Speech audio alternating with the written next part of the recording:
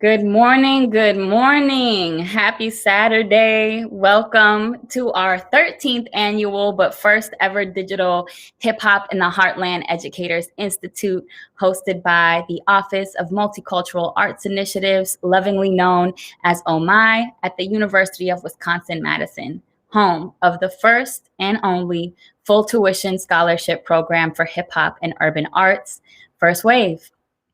My name is Sophia Snow. I'm the director of Oh My First Wave and proud alumna of the first ever inaugural cohort. Today, what are you tuned into? Well, typically, each spring and summer, Oh My and the School of Education team up to offer educators and community leaders an opportunity to connect hip hop as both an art form and an instructional tool to improve the academic success of students who remain marginalized in our schools. Hip Hop in the Heartland, also known as HHH, draws from educational theories such as socio-cultural theory, culturally relevant pedagogy, critical race theory, and hip hop and social justice pedagogies. Participants learn proven, hands-on techniques to develop lessons and strengthen their core study, as well as create a platform from which they will understand the scope of hip-hop history, culture, and politics. This spring seminar is generally offered in April as a one-day seminar, while the Summer Institute spans across 3 to 4 days in July to dive deeper into the topics pedagogy and praxis. In light of 2020, CDC regulations and COVID-19 concerns, we knew that if we had any chance of keeping this community of educators and youth workers alive, we would have to embrace this virtual space. We spent the summer brainstorming ways to translate the vibrance of our HHH community to maintain its integrity over the internet. And today, we are beyond excited to launch Hip Hop in the Heartland Educators Digital Series. Through today's platform, we'll have a couple presentations and a panel where we will be limited to your engagement through the chat function here, either through Facebook or YouTube. However, when our series comes back Saturday, January 30th, Saturday, March 21st, Saturday, May 22nd, and Tuesday, July 6th through Friday, July 9th, we will be using a platform that allows for breakout rooms, your screen, your voice. So to sign up for emails on registration, please visit the tiny URL that just popped up on the screen. We would love for you can type in your email, you can get on our listserv, and we'll send you out reminders for when those registrations go live. But in the meantime, for today, please comment your questions, thoughts, responses, reactions in the chat, either on Facebook or YouTube, and the presenters will address you in real time. So, an overview of what today, the next 3 hours, will look like. We're kicking off today with an opening by yours truly, with a quick 101 of the cipher, hip hop, pedagogy, and student-centered praxis. I'll be sharing some work by current First Wave scholars who also represent the JVN Project, a collective centered on using the genre and culture of hip hop as a tool for empowerment. Following my presentation, we'll have a talk by none other than Dr. Kamiyah Davis called It's Got to Be Embodied, Culturally Relevant and Sustaining Teaching for Art Making in Turbulent Times.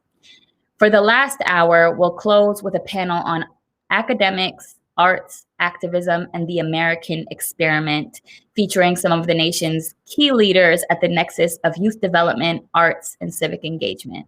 We'll have Dr. Erica Halverson, Jonathan Tunstall, Gabriel Cortez, and finally, Ella Dietz and Dowry Ruiz of the JVN Project. If you've been with us all week, today is actually the bookend of a week-long festival called Passing the Mic, an intergenerational dialogue. Passing the Mic's theme this year was the American experiment. And what we meant by the American experiment was just engaging in this conversation around our democracy, around the system set in place by our founding fathers and those folks before them. Who are these systems meant to serve? Who benefits from these systems? Who don't? Thinking about, the experiment that is this country, Is it broken, or is it working exactly as it was designed to do? So this whole last week, we've had performances and panels and workshops, Monday through Friday, that all interrogated the American experiment. If you are looking to tune into any of those things, you can find these videos on our Facebook page, Office of Multicultural Arts Initiatives First Wave, or on our YouTube, Oh My First Wave. And all of those week's pieces are up.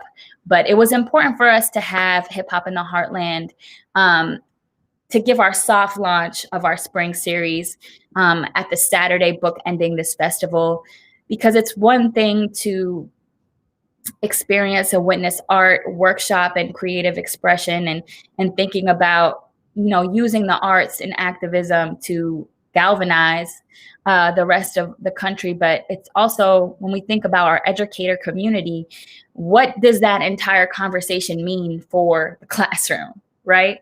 We're living in a time that I think many of us can agree, has always been the truth about our country. There's always been this divide. But we're living in a moment right now that is just amplified because of the internet, because of the access to information and access to each other. And personally, at my age, this is just kind of a scary time in our history that we're living through.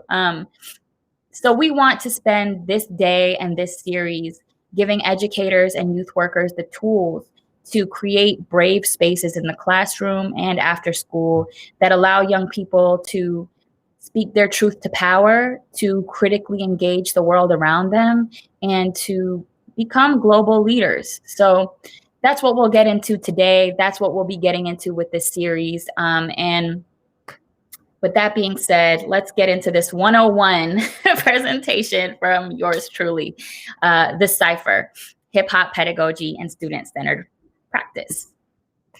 So what do we mean when we say hip hop pedagogy? I guess we can start with what we don't mean. We don't mean, just infusing urban art into your various curricula and content. We don't mean wrapping your lesson plans or appropriating a culture you may not be a part of. When we say hip hop pedagogy, what we mean is adopting various elements of hip hop culture into the method and practice of teaching at both a theoretical level as well as a practical one. So maybe you don't know much about hip hop culture. I'm going to give a little history lesson and walkthrough about what exactly we're talking about. So there are 5 founding elements within the hip hop community. These elements the number of elements is sometimes debated, but the 5 elements we'll start with are emceeing, breakdancing, DJing, graffiti, and knowledge. Since in its founding of hip hop around 1974, the elements of hip hop have expanded to include beatboxing, language, fashion, entrepreneurship. But I'm focusing on the first 5 I just said as the foundation so that we can specifically talk about the cipher. So what are these various elements? Let's start with the DJ. The first DJ, the grandfather of hip hop, the godfather of hip hop, DJ Kool Herc, in the Bronx in 1974 held a party. And one of the things that Kool Herc invented was piecing together what we know as the turntables. So DJing in hip hop represents science, represents technology, represents the selector, and represents the person who sets the vibe of the room through music, through breaks. And the DJ was at the center of a party, if you can imagine. So that's the element of DJing. Emceeing began as the master of ceremonies and nowadays is known commonly as rap. When hip hop first started, the master of ceremonies, the MC, their job was to continue to build on the music that the DJing was providing by hyping up the room. They would often do this with rhymes, and eventually, as hip hop culture evolved, so did emceeing. The rhymes of just can't stop, won't stop during the party eventually evolved into their own entire songs.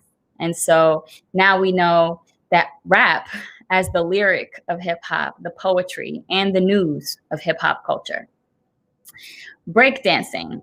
Breakdancing element is the movement of hip hop. I myself used to be girl from age 13 to I respectfully retired at age 23.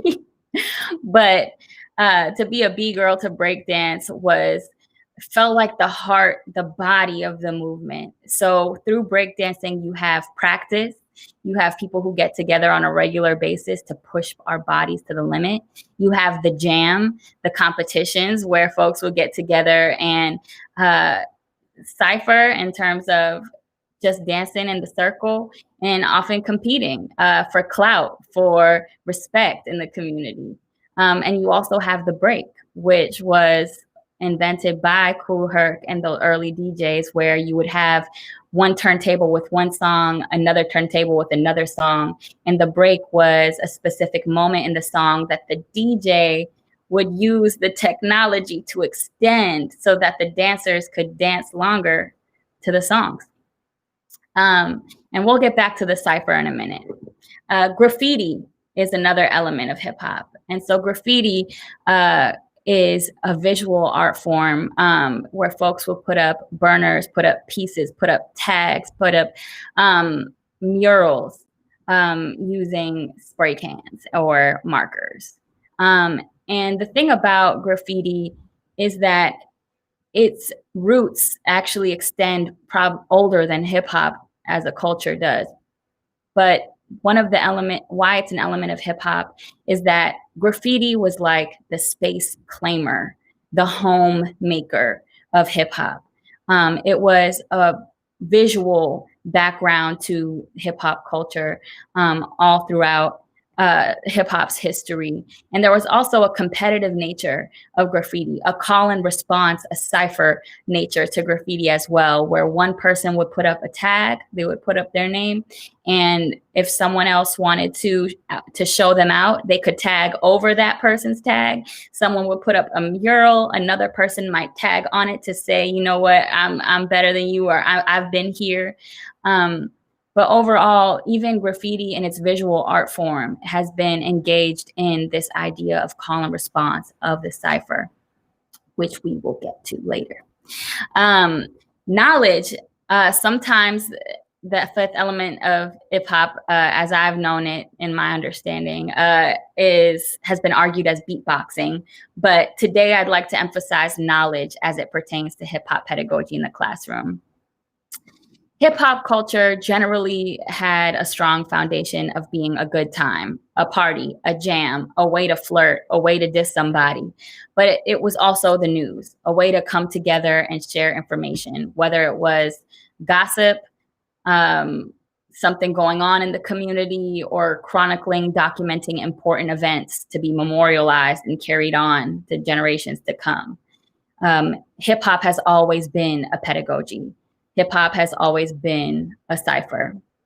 So what do we mean by a cipher? A circle, a full 360, whether standing or sitting in the cipher, all are equal. And what do we mean by cipher? What do we mean by call and response? So cipher is physical. It is a circle. It is a gathering of folks' bodies in a space. In this circle, all are teachers, all are learners. But a cipher is also a way of communicating. So being in this digital space, it's a form of call and response. When we talk about a cipher for the MC, folks are standing in a circle. Maybe you're freestyling, maybe you're kicking a written verse you have. And when you're done, someone else will jump in with what they have to say. And when that person's done, someone else will jump in with what they have to say. And sometimes these MCs are in conversation with one another with their freestyle or with their written. And this can go on for hours for folks who have ever been in a freestyle cipher. But in Emceeing, that's a way of everyone in the circle shares their story and listens to each other, right? Everyone is the teacher, everyone is the learner. In breakdancing, the cipher also works very similarly. There's a large circle and folks jump in and do their thing, and then they jump out, and someone else jumps in and do their thing, and then they jump out. And sometimes you have folks dancing together. Sometimes it's competitive, sometimes it's just in unison. And so that's the call and response nature of the cipher and breakdancing. In graffiti, I mentioned how people would put up their pieces. Sometimes they would overlap them and call and response to each other. Sometimes you would start off with one piece and it would grow to be a fuller mural. Sometimes you'd have folks tagging over each other. And sometimes you'd have folks going out together to climb the building or jump the rails, or, and being in community, having your art be in community, knowing that your art isn't in a vacuum, isn't just a one-way narrative, but that putting up your piece is a way to dialogue, to be in conversation with the entire community visually. And this last element of knowledge, of how is the cipher, how does knowledge play into the cipher? Is just how I mentioned in all of the other elements of hip hop. Oftentimes knowledge is passed through the call and the response, right? I have something to say and I know you will respond, and I'm waiting to hear what you have to say, and I may respond, or my brother or sister or sibling may respond, but in this circle, we are all learning and all sharing knowledge. So the cipher is a place where all can be equal. What does it mean to center young people, or make room for young people to center themselves in the cipher, in the place where they are meant to learn? What can young people bring to the space, to the cipher, to teach? The cipher allows students to bring their full selves to the classroom, which we know a student feeling like they can bring their full self is a way that can improve their capacity and build their confidence to learn and participate, especially right now in this moment. There's so much going on outside, and young people, especially minors, are kind of at the whim of us, the adults, in terms of voting, in terms of protesting, in terms of pushing the systems that exist to be better, right? What is our responsibility to build the world that we want our young people to inherit? And in the classroom, how we hold space as the adults will dictate whether a student knows whether or not they can bring the fullness of what they're witnessing into that space. How we hold that space, how we set it up. Are we setting up our room so that it's all tables facing the front, and we're the teacher at the front of the classroom portraying knowledge to those who are seated in front of us? Or when they walk in the room, are all the tables in a circle and the teacher is also seated in that circle, and people are talking back and forth and participating on an equal playing field? Right now, to ignore the realities our students are facing, the uncertainties that our students are facing, is to stop the learning community. So what is it, as Paulo Freire says, when the students' texts are their lives, when students read the word and read the world? That's kind of what we mean by bringing the cipher into the classroom, by bringing hip hop pedagogy into the classroom. So here I'd like to play a couple poems. I'm talking a lot about students and their stories, and yet where are they? So what I'm about to play for you is a poem by a current first wave scholar hailing from Oak Park, Chicago. And I want to demonstrate what we mean by saying bringing full selves into the classroom.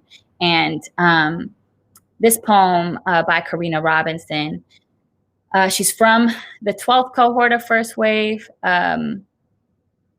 And she also works for the JVN project, which we'll be hearing from a little later this afternoon. So with that being said, please take a moment to listen to Karina.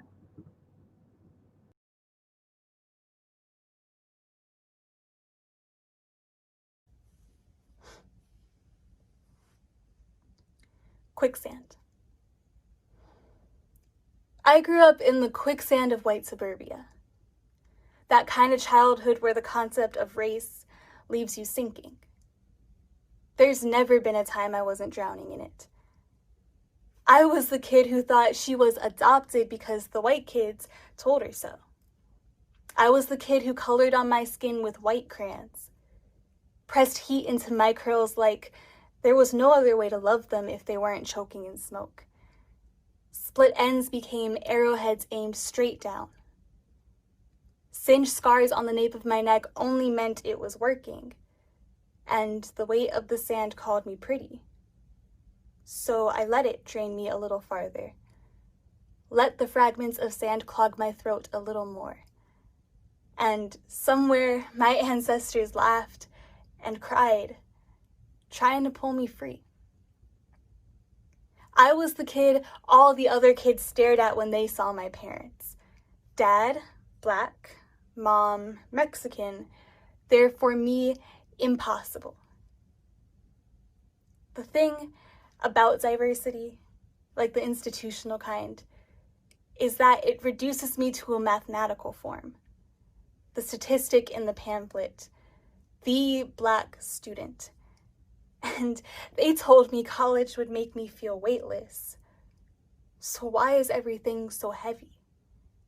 Every white stare in the classroom, every hand that touches my afro, every, but you talk so white, quicksand squared. Mom said if I was going to write poetry in college, they would require me to write this poem, and then write it again. Less suffocating this time. Again. More brown this time. Is it too late for me to grab my ancestors when the sand drowns this quickly? There's not a single person who's heard me perform a poem about the way I've been coughing up white sand since I was a child. How I've never learned to just take a breath without sputtering grains. I'm learning the only way to escape quicksand is to lessen your own mass. There are parts of me still heaving up whiteness, and I can't undo my childhood, but the weight lessens when I dig up my afro. Weight lessens when I cook the most Mexican of meals for the homies, or write the versions of myself in parallel universes with nothing but lungs for a body. The only time skin and words meet on the paper is when my own agenda calls for it. When I know the poem will make me feel lighter. I like to think somewhere my ancestors are smiling, breathing relief, resting, finally.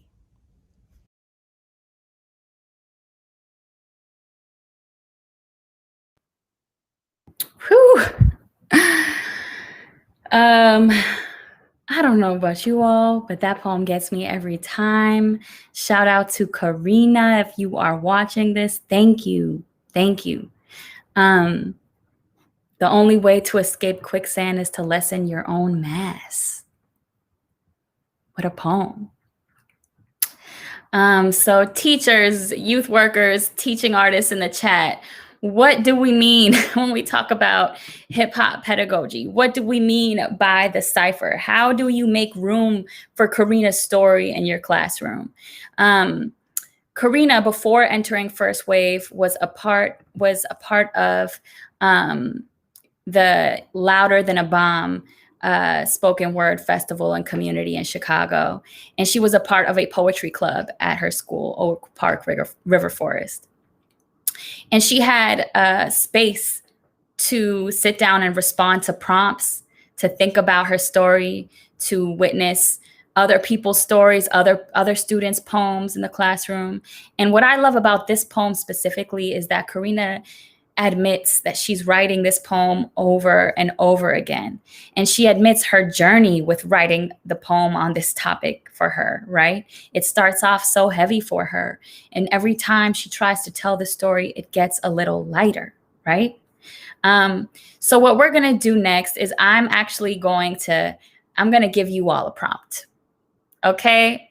And I hope that you all stick with me. I'm seeing folks in the chat. I'm seeing some incredible hip hop pedagogues in the chat. And so we're going to take the next 3 minutes to just write and respond to this prompt. We'll have it up on the screen if you're tuned in with us. So if you have anywhere near you a piece of paper, a pen, a pad, you could open a Google Doc, put it in the notes on your phone.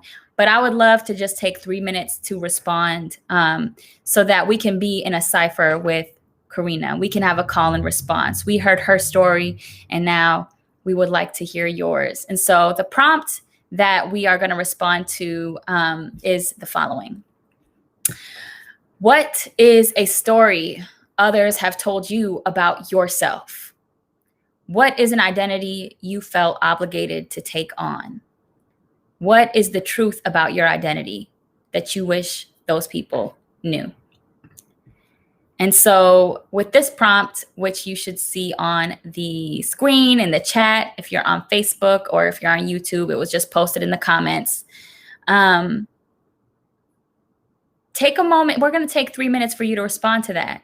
Now, I know Karina is an expert writer and performer. Okay, Karina got some chops. If this is your first time writing, there's no pressure to all of a sudden make it something extravagant. Sometimes the first free write is really about coughing up everything associated with the topic of the prompt that you can think of. So there is no right or wrong. If you're a teacher in here and you ever tried to hold space for young people, we often say that the free write is you put your pen down and you just keep going until time's up. So it is 10:30. We are going to spend the next 3 minutes responding. What is a story others have told you about yourself? What is an identity you felt obligated to take on? And what is the truth about your identity that you wish those people knew? The prompt is on the chat, both Facebook and YouTube. Well, I'll see you in 3 minutes with another poem by Jackson Neal.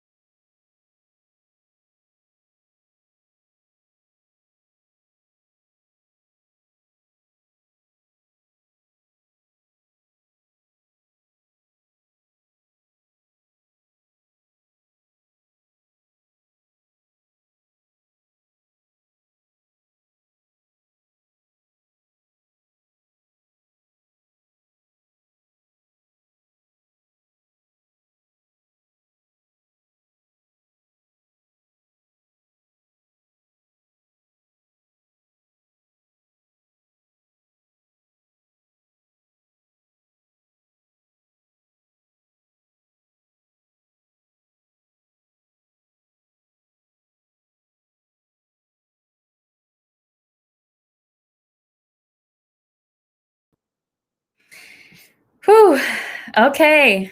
That was round one. How many of you all took a minute to free write? I see some comments in the chat of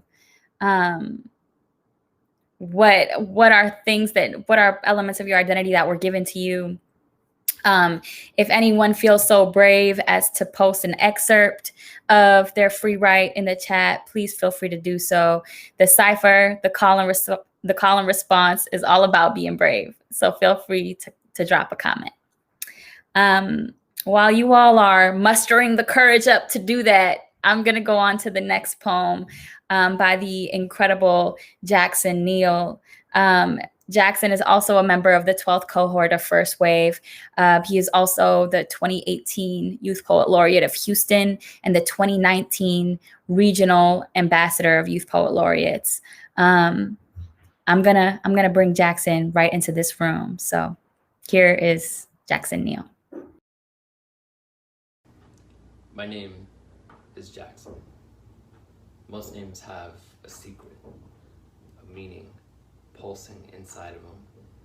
Example, Elizabeth, my aunt's name.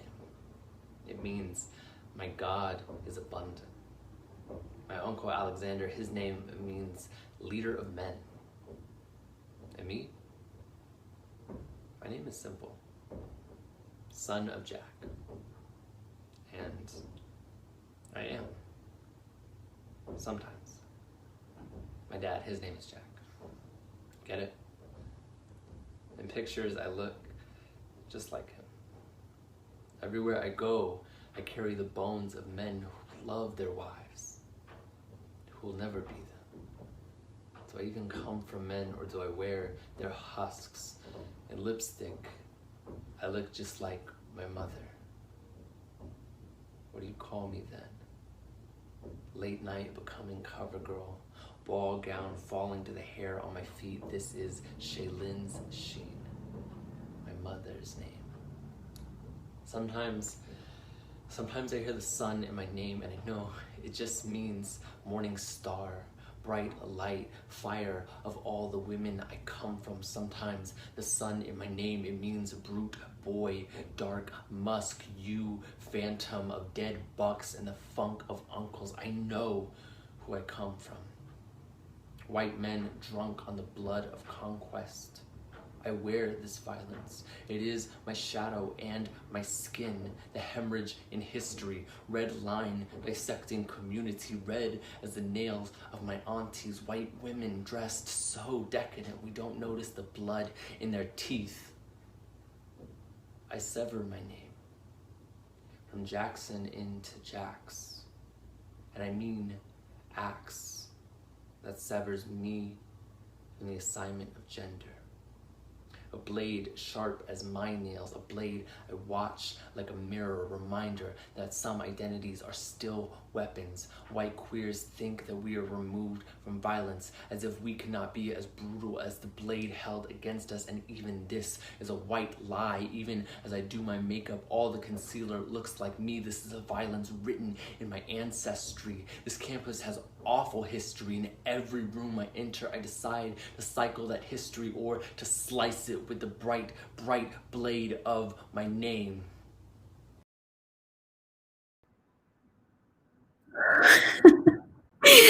I know after these poems, I know my face is about to pop back up on the screen. Just takes my breath away every time. So a little bit about Jackson. Jackson also is currently a First Wave scholar, but also as a young person, Jackson had worked at a youth arts nonprofit where he had space to creatively think, to write, to perform, to slam, do poetry competitions. But that critical reflection, I mean, Jackson is an incredible poet, but when you hear the content of Jax's piece, there's so much deeper than just a good poem there. There's so much to think about. There's years of hard work, years beyond Jackson's age, but years of hard work to even be able to come up with that content for that poem. So we're gonna on the tail end of Jax's bravery, we're gonna have you all engage in a freestyle too, similar to what we did for Karina. We're gonna give you a prompt. We're gonna give you about 3-4 minutes to create, to write. It doesn't have to feel like a poem, but we want you to take a moment to critically reflect for yourself as well. And when we say the cipher in the classroom, this is what we mean. It's a circle, it's a call and response. So when a young person puts themselves in the middle of the circle, you respond as the educator, the youth worker, as putting yourself right in there with them. So that being in the spirit of the cipher, we'll have you respond now. The prompt we have after Jax's poem is, what is your name? What does your name mean? And from birth to now, in your lifetime of growth and evolution, what do you rename yourself? Define your name as you are now. So that's the prompt. It is both on the Facebook comments and in the YouTube comments. So please feel free to respond in the chat or just take a few minutes with your own paper and pen and your own phone. We'd love to hear. We'll be back. 3 minutes.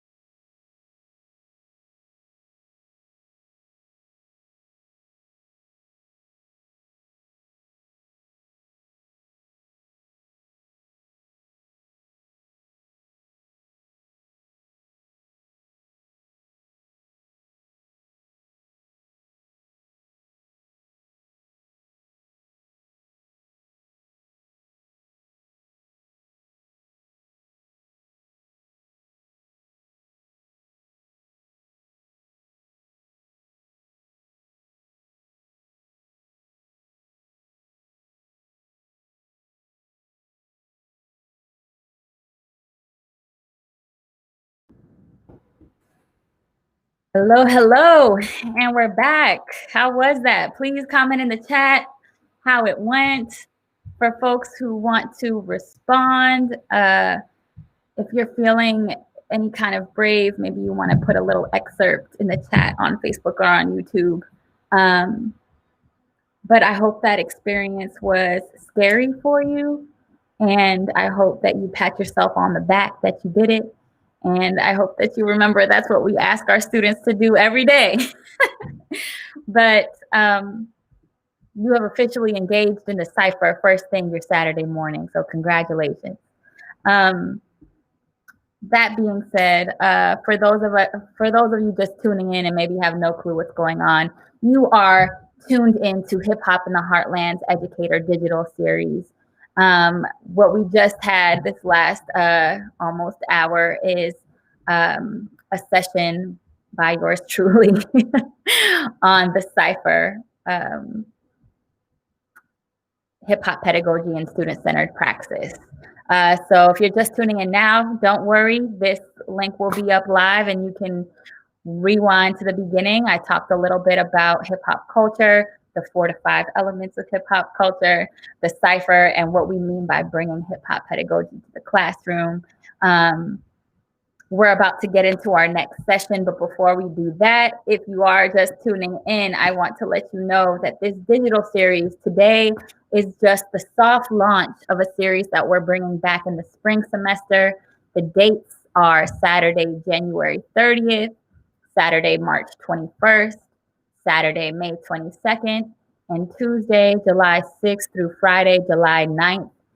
Even though in this platform, we're limited to chats in the comments, for the rest of our HHH Educators digital series, we will be using a platform that allows for breakout rooms, for your screen, for your voice. So sign up for emails on how to register. Please visit the tiny URL that I think is on the screen. Yep, tinyurl.com/hip-hop in the Heartland. We'd love to have you with us. Has anyone else sounded off in the chat? Okay, so what we'll do now is I want to introduce our next speaker, and we also have other ways to get in touch with Oh My First Wave, the First Wave Scholarship, FW Scholarship at cdo.wisc.edu, or text First Wave, all caps, to 608-605-6699. I hope in this session we kind of gave you some ideas about what the cipher is, how it can be incorporated in the classroom. But this next session will break down even further some tools that you can use. So I'll give you the introduction of our next speaker as well as the description of the next session.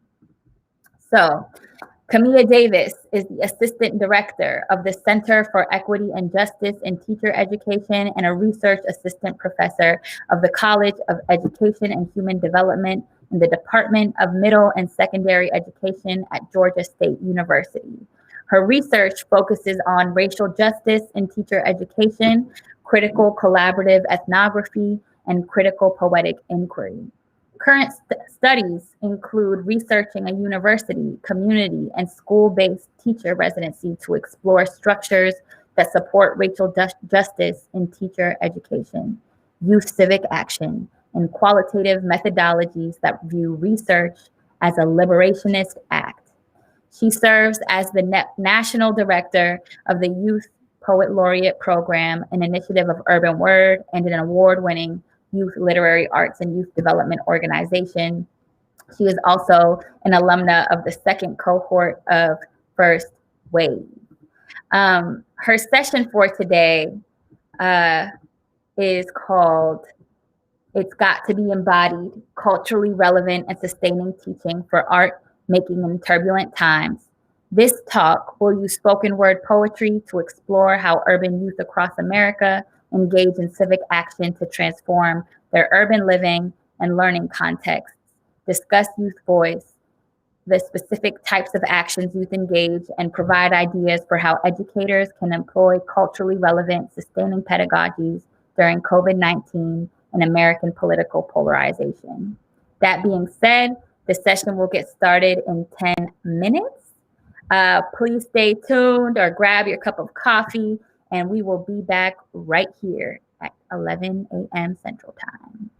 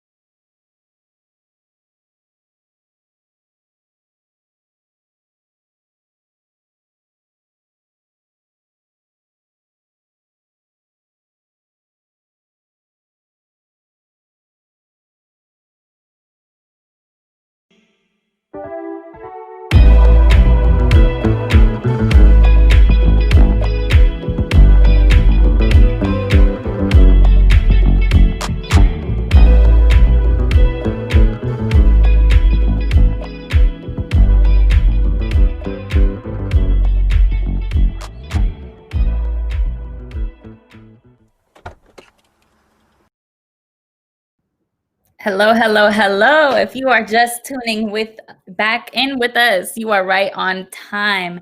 Next up for our Hip Hop in the Heartland Educator series, we have none other than Dr. Kamiyah Davis. I'm going to give you her bio. Well, you might have heard it in the closing before the intermission. We're going to bring it back one more time. Dr. Davis is the Assistant Director of the Center for Equity and Justice in Teacher Education and a Research Assistant Professor at the College of Education and Human Development in the Department of Middle and Secondary Education at Georgia State University. Her research focuses on racial justice in teacher education, critical collaborative ethnography, and critical poetic inquiry. Current studies include researching a university, community, and school-based teacher residency to explore structures that support racial justice in teacher education, youth civic action, and qualitative methodologies that view research as a liberationist act. She serves as the National Director of the Youth Poet Laureate Program and Initiative of Urban Word, and an award-winning youth literary arts and youth development organization. Kamiyah is also an alumna of the second cohort of First Wave. We are so proud, and we thank you so much for joining us here today. Kamiyah, take it away.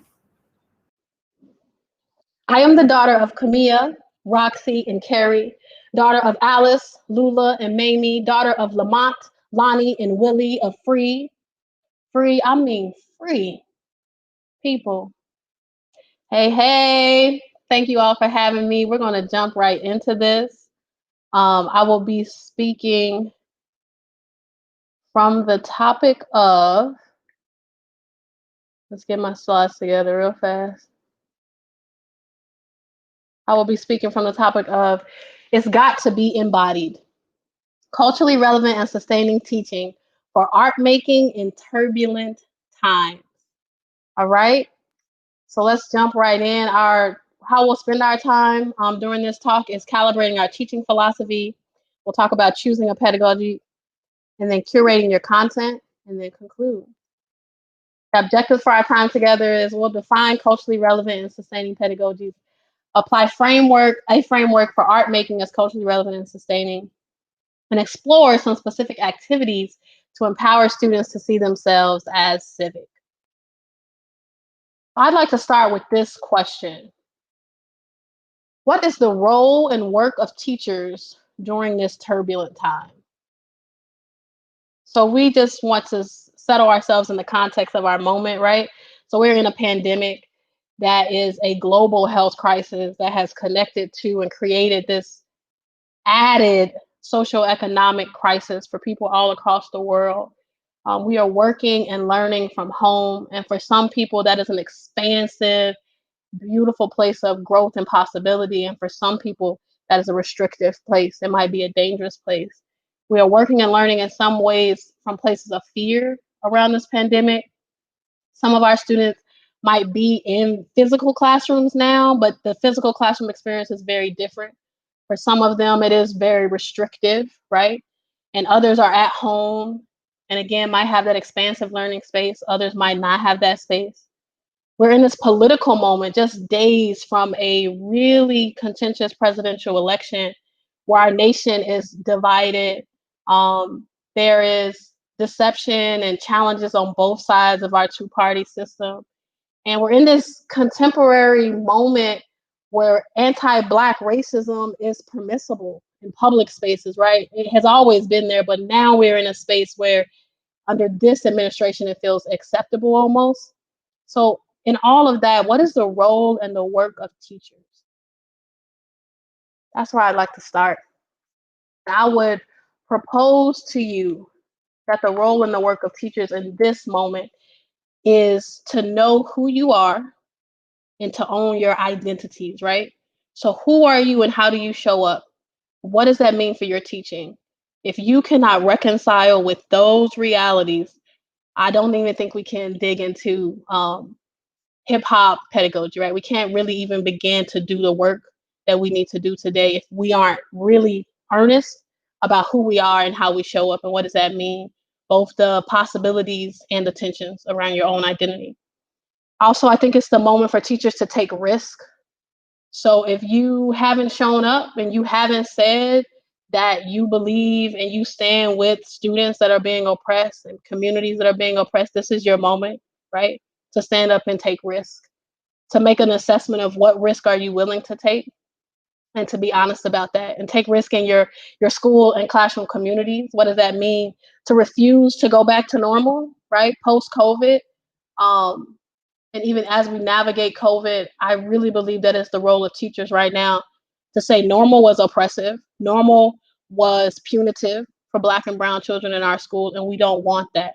So, what does it mean for you to advocate for your students in a new, in a different way, to have a different, more liberating learning experience? And then I'll say, I think it's the role of teachers in this political moment to vote and then to continue our work. Voting is one piece of our work, but as we come to this election and we learn what the decision is, how will we hold our elected officials accountable? How will we continue to ask for what we need as educators for our schools, students, and communities? And finally, this is soul work. So you have to embody this work. That's why I started with it's got to be embodied. If you are not in a place in your professional career to really put it all out there, this moment is going to either push you to the place to get ready to do that work, or you have to really consider if this is the profession for you, because our work as educators is soul work. We deal in human beings and human souls, right? And I think that it is imperative that we show up whole and full and we are ready to put it on the line, especially right now, because our students are in such a historic and crucial moment that we have to show up. All right, so now that I said all that, we're going to get into calibrating your teaching philosophy. So we have to understand how do we approach education? What is the purpose of schooling in an unjust society? And as an educational researcher and scholar, we know that there's a long trajectory and history around what we mean when we say education and why we educate in a democratic society or for public discourse. But since you are at Hip Hop in the Heartland, I think it's safe to say we can start right at education for liberation, right? Because we know from a hip hop pedagogy lens, we understand that youth voice matters. We understand that young people matter. So the education that they receive should help them liberate, right? Should help them feel empowered. It should help them to transgress the oppression they experience in the society. And that is our purpose for education. And if that is our purpose, how does that inform what we do with education, right? So I use this image. This is from young people this summer, June 2020 in Washington, D.C., protesting. So the education has to prepare the student to do the work that they feel they need to do in their community, right?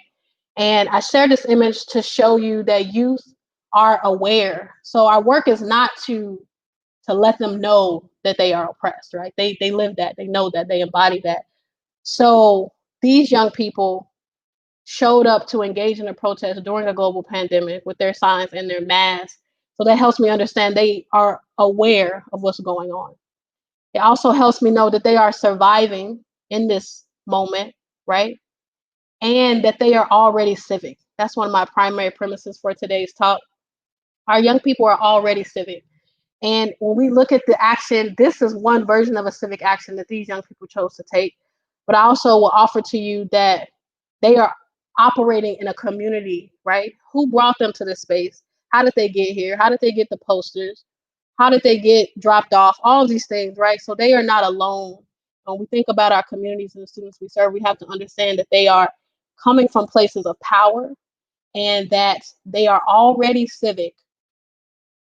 And it could look like a protest. It could look like being a frontline working at a grocery store all summer while taking virtual classes online. It could look like caring for the elders in their community, right? So if our students are already civic, and we understand the work of teachers is to liberate, to empower, and to transgress, then it helps us position the teaching exercise differently than maybe we have in the past. So this is my point. Minoritized youth are already civic, and this is where my research lies in saying that the way they show up civic might be different than traditional. I argue that it's embodied, and that's important, as important as any other form of civic action. And when we talk about civic action, I want to be clear about what I'm talking about. So I am speaking to the individual or the collective effort exerted toward creating a more equitable local, national, or global community. And I will speak a lot to this as we go through the talk. So first, when I'm talking about civic action, I'd like to show you what I mean through this research poem titled On Activism. And as you listen to the poem, I invite you to consider, what does the poet teach us about civic action? On activism. I am dirty fingernails clawed at forgotten lawns, like tectonic plates at hardwood dinner table, shifting, shifting, shifting, shifting context, knowing if I shift, so does every other hinged door on this block. Activism is my right and blessing to know my neighbor by name, searching the tool shed and finding a mirror on the door. Me peering through these eyes into a cacophony of love masked as anger. I search, still looking for tools that weaponize my protest of waking up as me today. Activism is searching, is scratching the rust from the saw and noticing how sturdy it still is, although the blade is jagged. Activism is knowing what my war is, a necessity to sound an alarm. Activism is painting glue on the ceiling and putting a trampoline in the basement and inviting neighbors for a jump, taking the corpses from my closet, dusty, brown, decaying bodies, twisted mouths with deadbolts for lips, and sitting them on the sidewalk like jack-o'-lanterns, inviting neighbors for tea, Kool-Aid, and wordplay, deep frying my issues and carving them open with a slender knife, becoming fuller of self-certainty with each bite, making rubber gloves from old poems and going to recycle all that trash on the lawn. Word. So this poem is showing us what activism is, or what civic action is for young minoritized people. My research, which I'll speak to a little bit later, this all comes from the research. And I believe that poetry is one way that we can disseminate research findings in a way that is comprehensible and usable for our communities. So when we look at the poem, the poet is showing us that for them, civic action is connected to community. It's deeply connected to context, right? So if I shift, so does everything in my block, right? Activism is looking at the resources they have. So there's a mirror in the shed, there's a rusted saw, right? But it's still usable and I can do something with it. It's looking at who I am and how I wake up. And that's a part of my protest. So it's embodied and it's personal. And it's digging through my corpses and pulling them out. So doing that deep self-work, right? And then taking that stuff and putting it on a sidewalk like a jack-o'-lantern. So it's communal in a sense too. So to do self-work that serves the community. And then it's cultural, right? So they're inviting the neighbors for tea and for Kool-Aid and for wordplay. They're engaging in cultural communal practices as part of their civic action. And the argument is all of that is as valid as recycling, it's as valid as protesting, right? Because it's all connected. Because for minoritized youth, they cannot disembody who they are to do this work, right? So it's all civic action. Speak just quickly to the actual research that this comes from. I conducted a critical poetic inquiry study over a period of 2 years, where I interviewed the youth poet laureates across the United States, ages 18 to 21, that possess minoritized identities, so racial, ethnically, or socioeconomic status. And the key things that I found in this research is that participants embodied democratic principles. So although they didn't explain it in that way or with that language, they demonstrated it. When they talked about who they were and what they did, it was textbook democratic principles, even though they had different language. They also did embodied civic action. So a lot of times when we look at the literature on civic action for minoritized youth, it leaves out a lot of these cultural, more personal forms of action that young people can explain, but it might not be on a survey of what's your civic action for the year, right? And then my argument is that we need more accurate tools that capture what these young people do, what they believe, and then the impacts in their communities that might not show up in the standard civic action survey or continuum. What I came up with from this research is this embodied action framework that talks about types of civic actions that are non-linear. So they're not going in one direction. That's why I chose to put it in a circle. And it's recursive. So they go from critical self-reflection to performing a particular action, such as engaging in disaster relief or serving on civic organizations. And they come back to themselves and they reflect and they do the self-work, and then they go and they might volunteer somewhere and they come back to the self and they reflect. And it's recursive, and it's not one thing comes before the other, because to be effective, it's this constant in and out of self and community,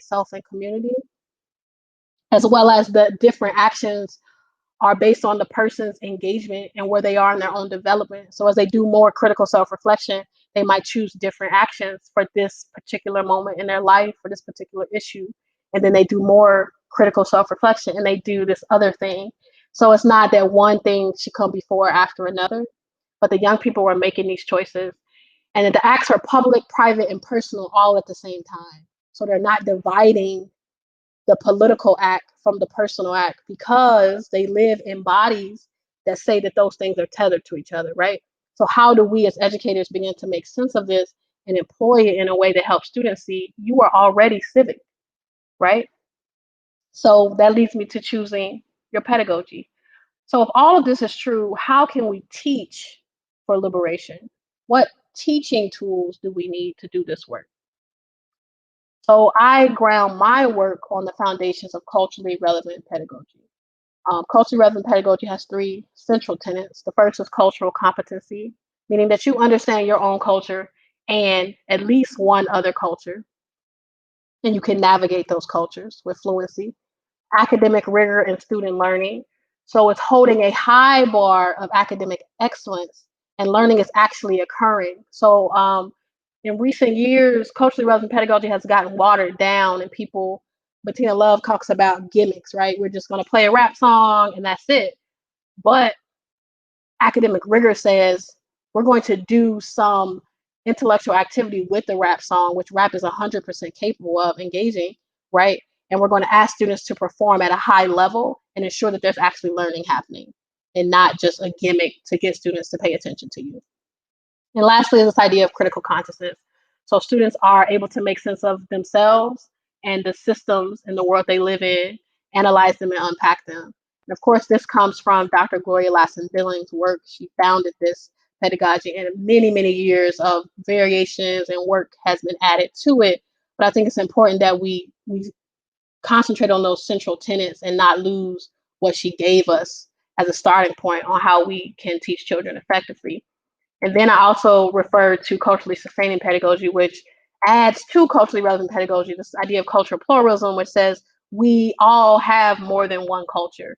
In fact, youth culture is a culture that your students also have access to. For example, hip hop is a youth culture. They design, create, and continue to re-innovate what hip hop is. The evolving nature of youth identity, that youth are changing throughout this educative process. So bringing that into how we teach them, and also bringing in popular culture in addition to racial or ethnic identities, and then global culture and multilingualism. And this comes from the work of Django Paris. So these are my foundational tools. And on this, I would like to make sure that as you listen or you think about these ideas, that you focus on culture. I think culture has gotten so watered down in our education spaces because these are like buzzwords. But I want to remind you that what a lot of people think about is this observable behaviors and practices when we talk about culture. So music, food, costumes, right? Things you can see or pictures, things you can take pictures of. But really to do both of these pedagogies well in the classroom, what you really have to start investigating in your teaching practice is the things that are not observable. So what's underneath the real depth of the iceberg of culture is these notions of perceptions, attitudes, values, and beliefs. What does this culture believe about education? What are their epistemologies and constructs of knowledge, right? And understanding that those things are important and valuable, and not devaluing the way cultural communities make sense of things, the way we tell stories, etc. So teachers have to become students of culture, because you cannot teach what you do not know.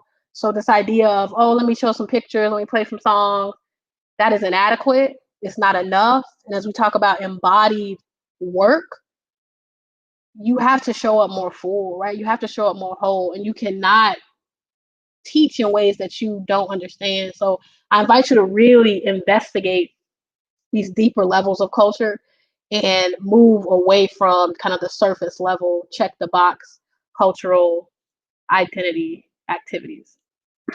And then I'd like to add onto those two constructs, this idea of spoken word pedagogy is one type of culturally relevant and sustaining pedagogy that my expertise is in. So I just want to give some nuggets from this space, because it does orient into how I teach pretty much anything. So first and foremost, as it relates to students' lived experiences, there are no wrong answers, right? Young people are the expert on their lived experience. So you have to teach with that sentiment. That's how you orient everything, that they know so much and they bring so much wealth to the space.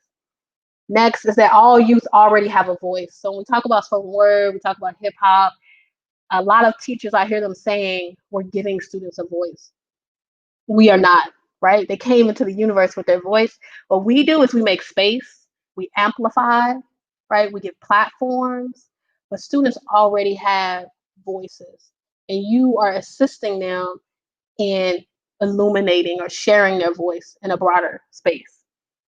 The standard is yourself is just the notion that when we are doing our spoken word work, we are in conversation and comparing our work to the self. Like, we're trying to evolve and be a better version of the self, and not necessarily to other people.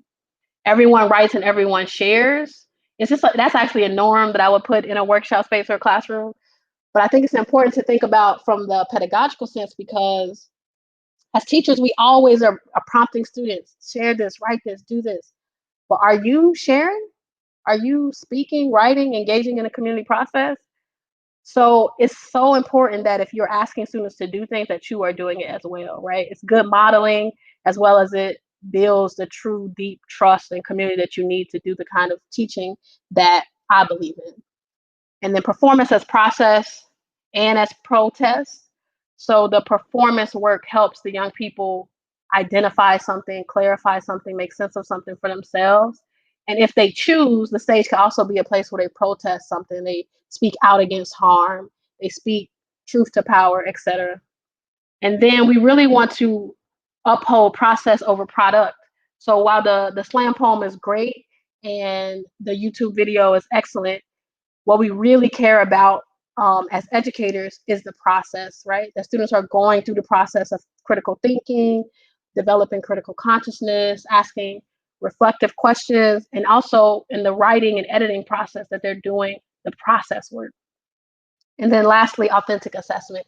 So one of my favorite things about spoken word is that the public opportunity to share your work in front of peers that you value and care about is an authentic assessment. So you don't have to ask me to do my best or be ready, because I want to do that, right? I want to show up and to get love from my peers, because this space is authentic and true. So I'm going to show up as my best self, as opposed to something that is arbitrary or superficial, like, oh, I just have to do this because my teacher says so, right? So how can we engage students in more authentic assessments in all content areas in school? So from those frameworks, those existing frameworks, I come in my research to this idea of art making as culturally relevant and sustaining pedagogy. So I believe there's a way to use the art making process to accomplish all of the things that I just talked about. And that's what I'll speak about next. So the first way that we do this is art making as an activist action. This is from the perspective of the artist. So the artist can create art that is activism. And we can support our students in doing that. And as teachers, we can do that. Second piece is this art making as a process of becoming. So you can make art that assists you in becoming something new or different or evolving in your process. And lastly, art as a tool to read the world. So this is from the audience perspective. So you're engaging with art so you can make sense of something, learn something, broaden your perspective about something in the world. And what's important to note is this is actually most times happening all at the same time. They're not distinct and clean like this. And they're actually not linear, so it's not 1, 2, 3. They can happen in different orders, and they're happening most times all at the same time. So next, I would like to share a few examples of what this actually looks like. And teachers could extract from what I'm going to share potential activities that you can have your students do, or you can engage them in the classroom.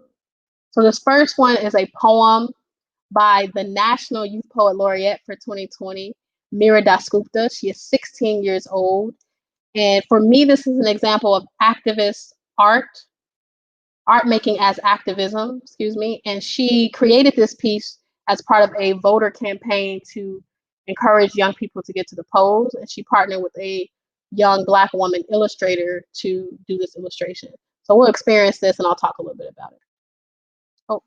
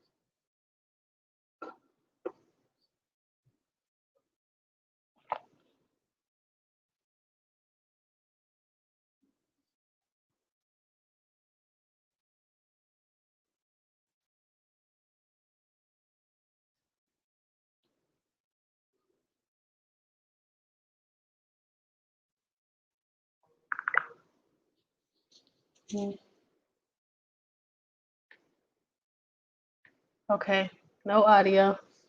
Let's try again. Share screen, share audio. Got it.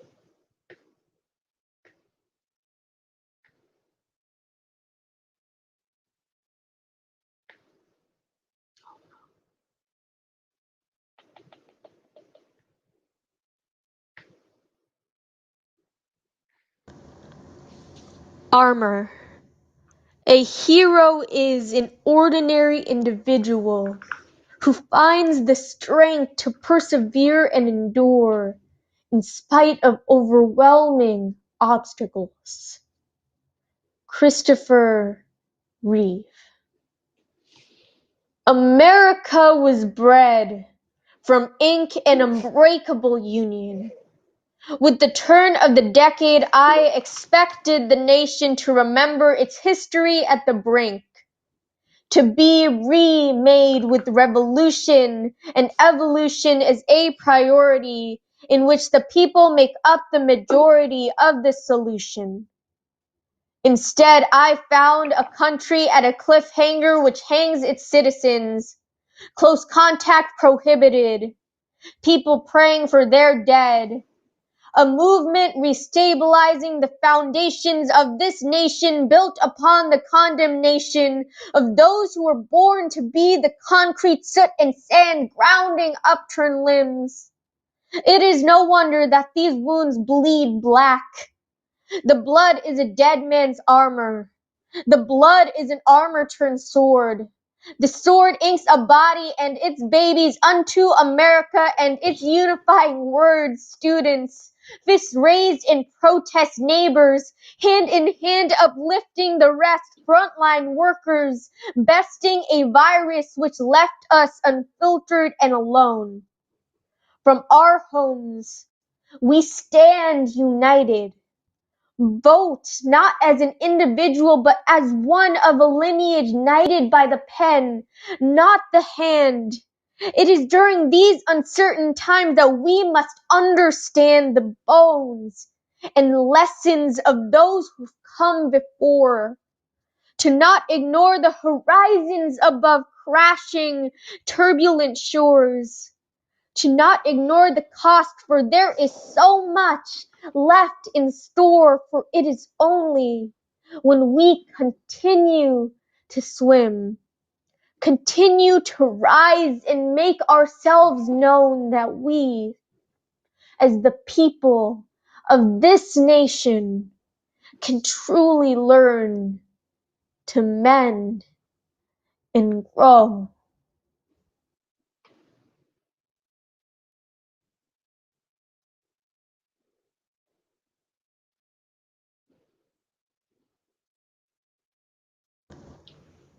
Word. Armor. So with this piece, I am thinking about this form of activism, right, that went public, that people pushed the people to the polls, encouraged them to vote. It's a collaboration between a visual artist, an illustrator, a poet, and you could even have someone do the audio production of the vocals for the illustration. So especially in this virtual moment during COVID, I think it's important that we think about how can we have our students collaborating and designing new work that is authentic to a virtual space. So while the essay has its place, in this moment, I think something like this, an illustration where students are collaborating on images, audio, it's a really great way to create something that is authentic to the moment we're currently in. And then it could be pushed out really easily and shared publicly, making it more authentic as a form of assessment. So this is a space where students could collaborate to design something like this if they are participating in art making as activists act, right, to put it out. The next piece I'd like to share is one that I understand as art making as becoming, right? It's this process of making sense of something for yourself. And this is a collaboration between a visual artist and a poet.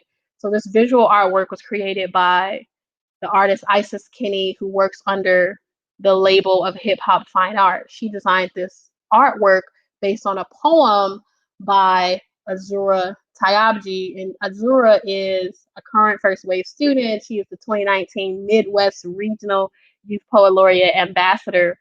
And when we invited her to help us think about how do we push young people to the polls this year in this really sometimes confusing and contested election where a lot of young people have great critiques of why they might not engage in our electoral process, what could we do? And she wrote this poem titled Grassroots that was her own process of becoming to make sense of how do we hold all of these tensions together and still participate in activism that serves her values, which for her was a grassroots movement. So one of my favorite lines from the poem is make your vote one blade of a grassroots movement. And then Isis Kinney created this artwork based off of Azura's poem. So I'll read her poem and invite you to think about how is this artist becoming, right? She's creating a theory around how she might be civically engaged in this contested moment. The title of the poem is Grassroots. My dad wreaths our garden with bamboo, the strongest grass our soil can grow. Grassroots is an organic movement that rises from a local level to push for change. Struggle is perennial and isn't one a name. It's a course beyond one voice that echoes into policies for change.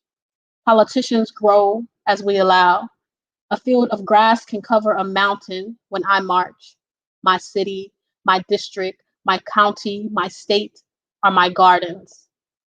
When my teacher ran for mayor, the concrete of my city gave way to fields of my neighbors' faces. Suddenly, politics was an arena worthy of striking a bet in, an election with rallies in our backyards and policies off protest signs. She said, justice is just us. And we grew alongside her. Grassroots can never be paved over. It's a seismic course that shakes the ballot, pushes decaying power to crumble and break into new growth we fight for. A ballot is one branch that should be in reach of our backyards. If it is, make your vote one blade of a grassroots movement. A voice lent to a perennial course that ripples locally to nationally, that grows strongest where we set our roots and rise.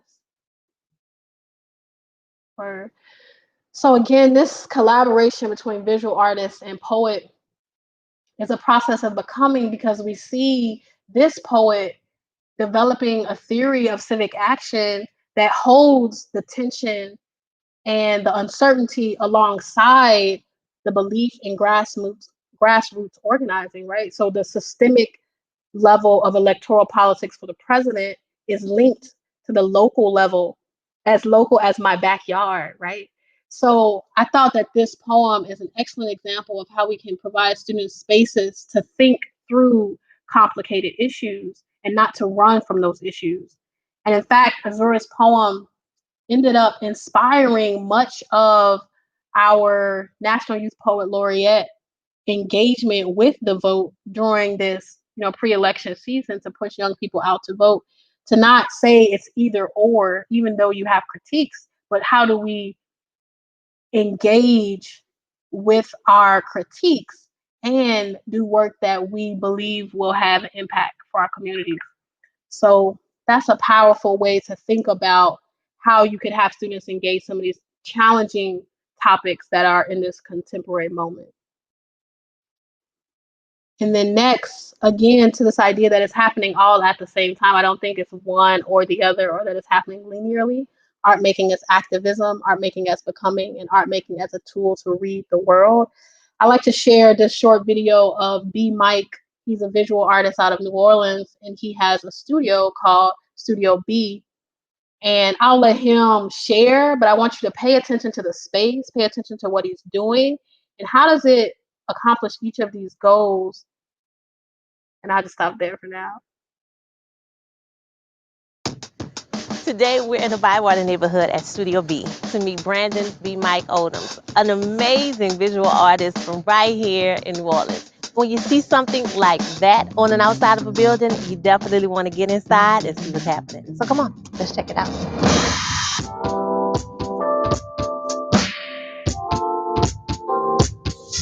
Peace, my name is Brandon B. Mike Odoms, and I like to think that I put a little paint where it ain't, Being in the middle of abandoned spaces, and I would notice graffiti and street art everywhere.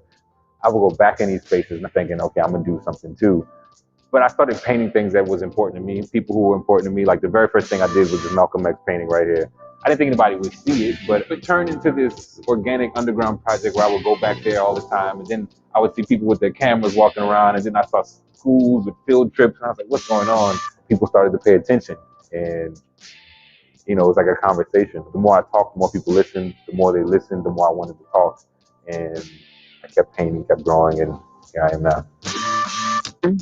I would say Studio B is a non-traditional art space. It was an empty warehouse, 35,000 square feet, that I was given the opportunity to transform into my first solo show as an artist. So it's a space that allows large-scale murals, all done with spray paint, to exist on wall after wall. And it all tells a story of just what it means to be human. The social justice aspect of the space, how would you verbalize that? I mean, I just look at it as a responsibility, as an artist, as an image creator. It was always about how do you educate, inspire, agitate, you know what I mean? Like, that's what art was always supposed to do. And this is my small contribution to that legacy, Art has always been used throughout history to do more than just speak for the behalf of the artist. This James Baldwin piece right here, he said artists are here to disturb the peace. I remember, doing the tour and talking to some kids afterwards, and they're being so excited about a particular painting. And I was like, why do you like this one so much? And they were like, oh, because it looks like me. And I remember never having that experience growing up in the art spaces, visual art spaces. Yes, there's the large paintings of Dr. King, but there's also paintings of everyday people from New Orleans. Creating portraits has always been reserved for like the kings, queens, important people. So to be able to offer that to just an everyday person has always been like a gift that I can give. So it's exciting to be able to do that. The name of the show is Studio B, and all that means is like the idea of what it means to be, what it means to exist in the moment. And I think New Orleans, more than any other city, teaches you that so well. That every day is a magical day. We're not too forward thinking. We're not thinking too much about, 5 years from now. We're thinking about how today is the most beautiful day. And that's why, it's big easy. Just making your everyday beautiful. B. Mike's visual art is a new landmark in shaping what the city looks and feels like today. So come on down to the Bywater and check it out. For Go Nola TV, I'm Fresh Johnson. See you next time. All right, so I use this piece to help us think about, how is this studio and this artist doing all of these things? And then from a teaching standpoint, how can we help our students engage with art like this? In a virtual moment, of course, touring online, this amazing studio where art that would be considered deviant in some spaces is on display as prominent and important. You heard him talking about reflecting himself and his community in his artwork and coming to understand that his artwork was important and valuable. That's that becoming process. And then for students to look at his artwork and read the world, what are we learning about people? What are we learning about being and humanity? What are we learning about Black identity in a place like New Orleans? So I will also include this video with some type of article about the city of New Orleans. What do we know about the city of New Orleans, and why is it so important that in a space that has been divested, like New Orleans, that he is creating quote unquote street art in this massive space and putting it on display? So that's one thing to consider. Another way to engage with reading the world is to look at this artwork as well as this studio and the activism of creating that studio in conversation with this COVID-19 moment. So we know that New Orleans had a great tragedy that happened in their community, predominantly of Black people. We know that COVID-19 is having a disproportionate impact on Black people. What does that mean? What can we learn from that historic example? What happened in schools after Hurricane Katrina? What is happening in schools right now? Right? How can we use that as a launching place for us to have both critique and imagine new possibilities, like B. Mike did with his studio? So I think there's a lot of ways that you can engage something like this in the classroom. But most importantly is helping students think through these elements of activism, becoming, and using art as a way to read the world. And the last thing is, what does the studio say about who was important, right? His notion of the portraits of kings and queens versus ordinary people is something I like to bring up. And moving forward, one more example. I thought I would be remiss not to include some type of hip hop music. So with this piece, I'd like to encourage you to think about the same things: activism, becoming, and a way to read the world. But also, you could have students analyze this video thinking about images, sound, lyrics, and even the videography that went into producing this. And I'll let you watch it, and then I'll talk a little bit about joy, which is pivotal. Yeah. Ooh. I'm from the way. Look. Che, Ibo Quenue. Naija boy, they love how I accentuate. Most my partners tryna ball like the NBA. So they out here moving product like it's Mary Kay. I don't knock them, I just know the game. They ain't slaves, they just really love the whips and chains. The more things change, the more they stay the same. When I flow every corner, see fire like I'm dead. So I spit fire, no extinguisher. Might just teach fast some Igbo to make her up bilingual. Speaker, keep up, I teach her to aim right with that thing you pull. Out your britches when your finger itches, cause you ain't too keen to wool. Being pulled over your eyes, got you pressed like a license plate. You a goofy if loose, you can press your button to get your heater like microwaves. Oh, you might just need to meditate, get your mind out there vegetative state. It's time to elevate. Cause I came straight from out the slums, so I need a check like them Jordan ones. I swear it's for all of my day ones. I hear making bread, but they came from crumbs. Look. Flow hotter than pepper spray. Spit it for my kinky hair kinsmen that have been led astray. More than bullets from those who pull it in hopes to decimate all they ops, cause on our blocks we learn to regulate from Warren G. It's kinda easy when you listen to that G-Dub sound. I had it on repeat. Oh, then I got it out the mud, walk straight out the puddle. While from you yapping and start clapping like it's time to break the huddle. Ooh, really break. I remember eating free lunch with them heavy trays. Most my homeboys do heavy haze after 7th grade. And most my homegirls had oval edges with heavy lace. It's time to elevate. Yeah. If they hating, baby, let them hate. Yeah. You can see me shining in the shade. Yeah. We done came up on some better days. Yeah. It's time to elevate. If they hating, baby, let them hate. Yeah. You can see me shining in the shade. Yeah. We done came up on some better days. 'Cause I came straight from out the slums. So I need a check like them Jordan ones. I swear it's for all of my day ones. I hear making bread, but they came from us. 'Cause I came straight from out the slums, so I knew a check Jordan ones. I swear this for my day one. Now you making bread, but they came from us.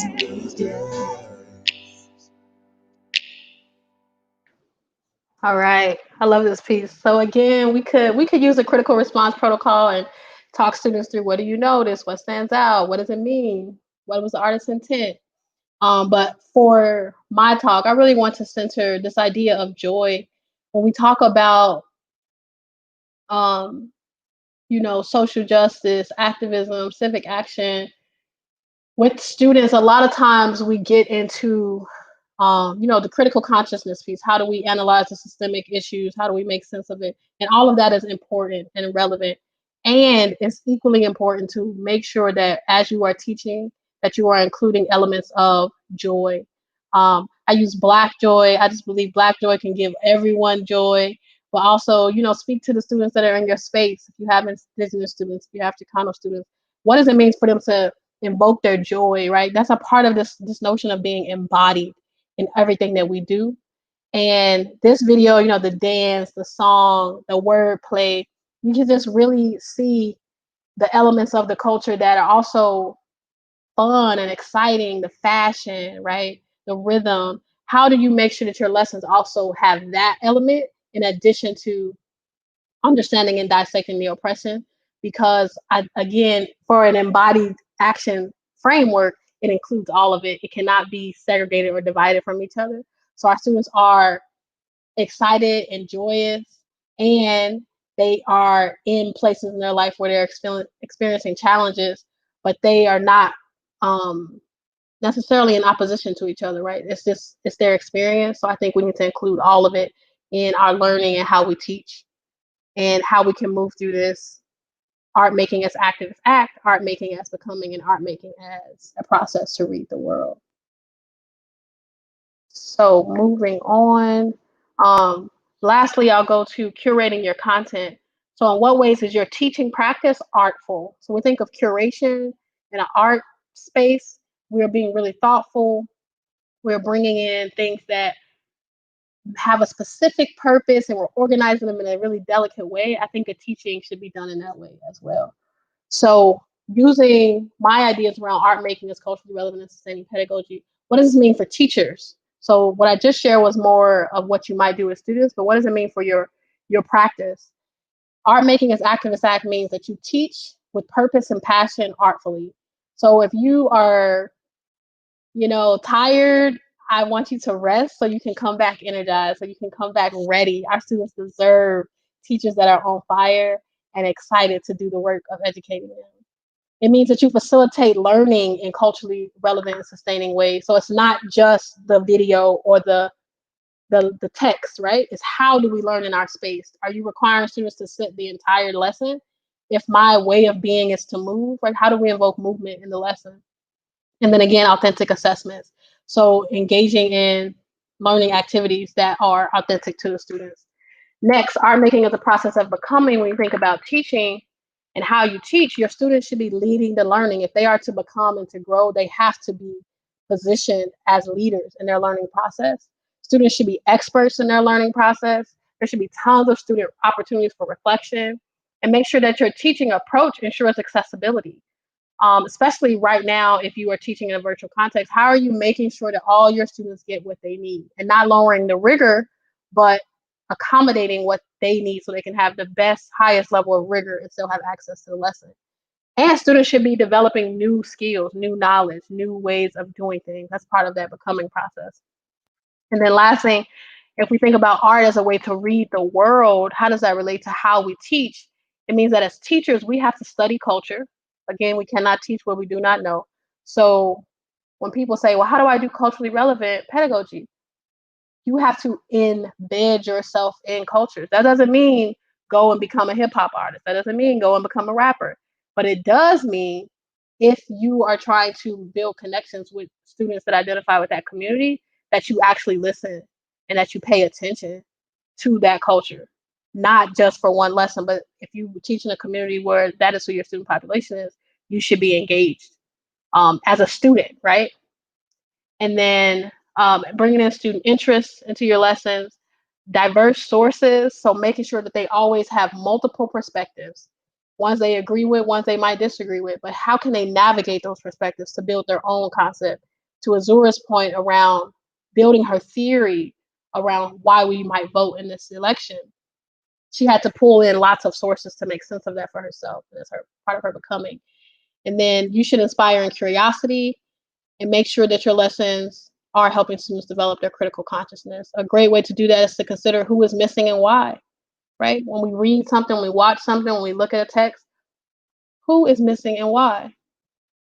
That really gets us to thinking about a lot of different things, but it's a good a prompt to launch into that unpacking of both systems and self.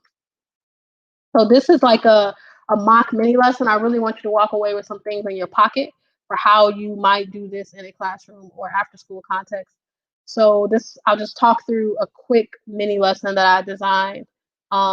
This one is on the theme of protest. I see it happening over 3 different sessions. The first text is Clint Smith's poem, How to Fight. My favorite part of class was always the spelling bee. One by one, children would slip on syllables until there were only a few of us left.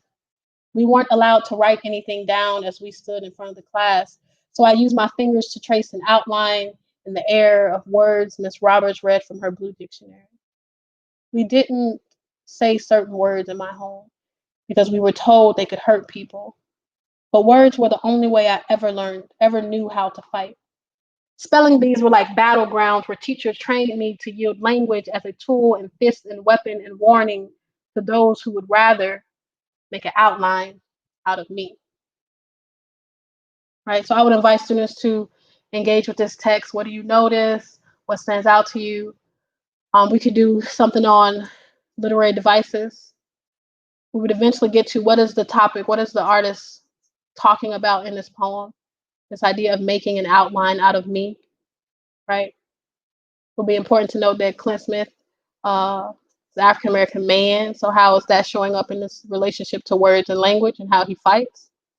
So we can spend a day writing through that. I might have students respond to this poem with how do you fight or how were you taught to fight? Why do you fight? What does it mean to fight? And I would accept the expansion of that definition, right? So we can talk about fist fights. We can talk about verbal fights. We can talk about all the fights that you experience and what is the purpose of those fights, what are the impacts of those fights, and how does fighting serve us or not, right? That's a conversation and a writing exercise we could do. And then I coupled it with this visual art piece. This is a protest poster from the protest to protect Mauna Kea. Happened last year sometime. And I would engage students with similar things. What do you notice? What images stand out to you? Why do you think the artist chose these colors? What does it remind you of? What does it connect to in your head? And so this is the part of culturally relevant sustaining pedagogy where I'm reflected in one piece, but in others, I am seeing into another culture. So where is Mauna Kea, right?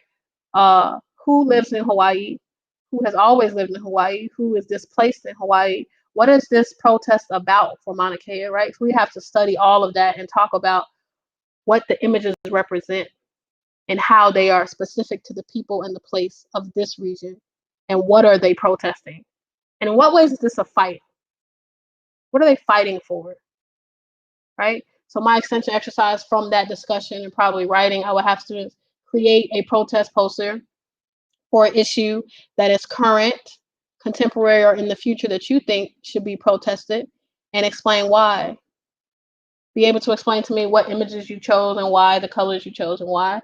And then I would even potentially invite them to collaborate and do something that's digital. Maybe it has GIFs in it. Maybe it has different video clips in it. The poster is telling me something through more than just 2D art, right?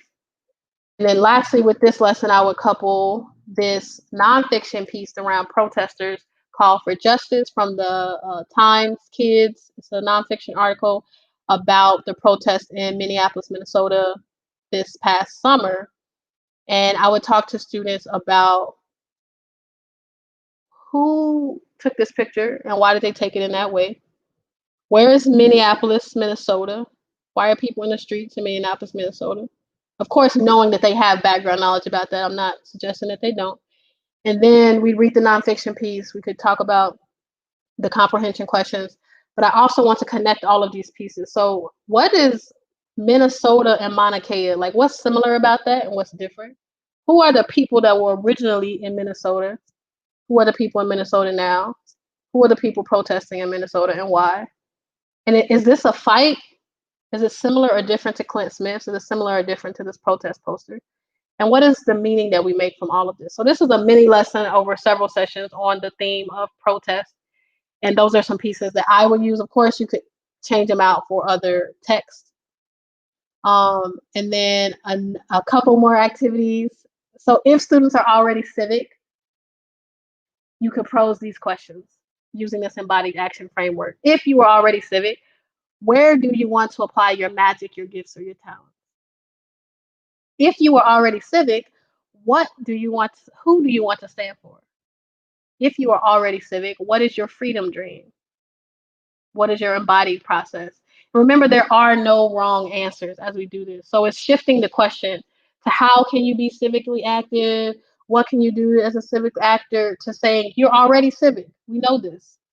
I'm telling you, it's an embodied action, right? If that's true, then how do we operationalize it? And so we move from this question of, like, are you enough, to a question of, how do we help you use your enoughness, employ your enoughness in ways that are meaningful to you?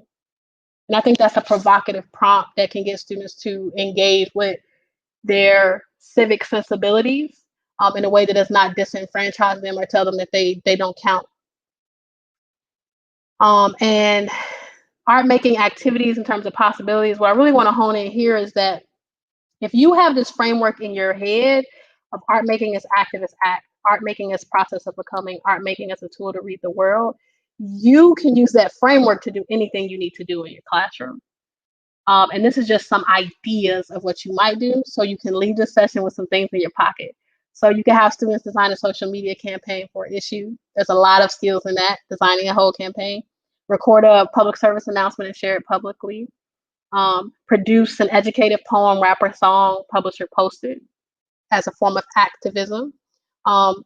As a process of becoming in the classroom, maybe you have students collage their name using images that depict their experiences of 2021, right? Describe the year of 2021 to your future grandchildren. And that doesn't have to be writing, maybe that's a video that they make to their future grandchild. Write a persona poem about the election from a perspective of, and let them fill in the blank. It could be their grandmother, it could be the losing candidate, anyone they want, right? And lastly, art is a tool to read the world. Analyze the political undertones in a popular television show, and let's have that conversation in the classroom. Explain the racial and gender stereotypes in popular gifts. I think that would be a fascinating lesson in discussion. Compare and contrast protest photos from the past to the present. What do you notice? So these are just some things that you can think about taking one and picking it up and putting it into a lesson that you have to teach in the near future. And I'd like to close with this beautiful artwork by B. Mike, and say that our work as educators is to help our students thrive, right? And we know they are surviving. We know they are brilliant. We know they are already civic. And if all of that is true, what can we do to lift them up? What can we do to support them in our teaching practice so that school becomes a place of upliftment? It becomes a place of liberation and freedom and joy and curiosity.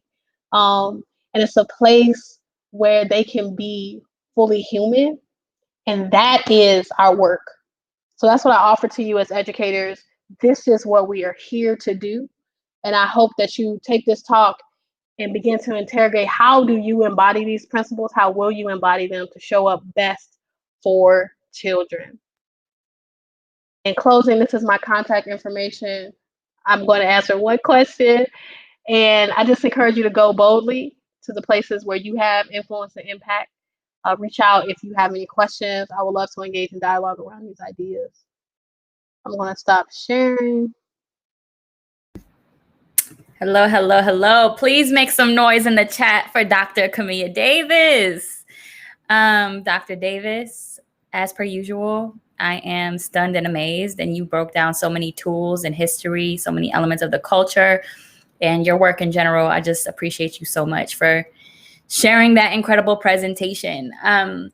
We do have one question in the chat from the one and only Mr. Randy Swigum. And his question for you is if you can talk about the tension between, quote, students lead their own learning and are experts, end quote, and the role of the teacher to enlarge their experience, to point them towards ideas and experiences they don't know about yet, and maybe even wouldn't choose to explore or study given the choice. So yeah, that tension between being an educator and allowing students to be the educator in this space. Yeah, I think it's an exciting place of possibility, that tension, because what we're saying is that students are experts on their lived experiences and how they show up in the world, undebatable, right?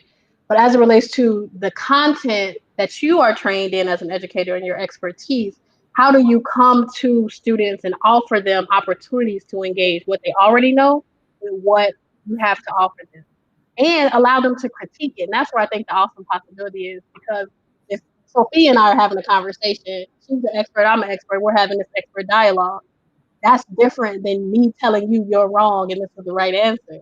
So as when students, and I've had this happen in my classroom, they say, well, miss, I don't agree, or you're wrong, or that's not right.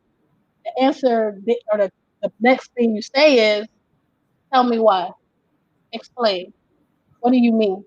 And give them the opportunity, if they have the tools, right, have to explain, this is what I mean. And that's where you say, oh, but did you consider this?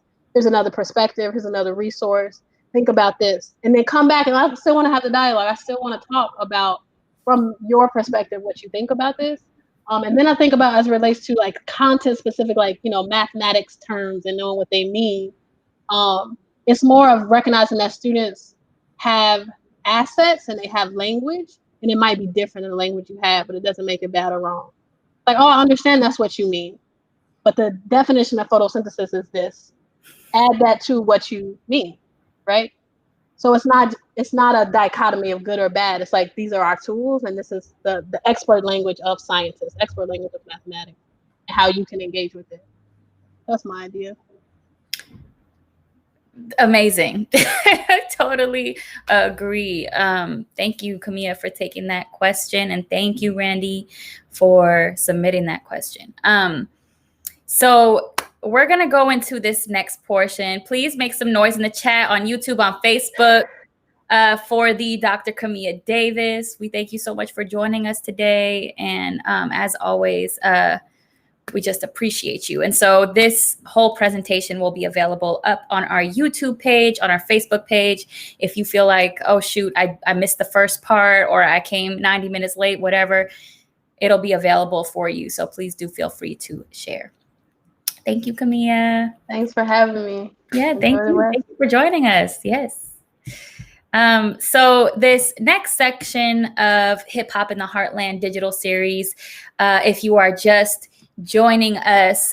We are on the last leg of our institute today, and we will close with a panel on art, academics, arts, activism, and the American experiment. Featuring some of the nation's key leaders at the nexus of youth development, arts, and civic engagement. We will have Dr. Erica Halverson, Jonathan Tunstall, Gabriel Cortez, and finally, Ella Dietz and Dowry Ruiz of the JVN Project. If you've been rocking with us this week, we've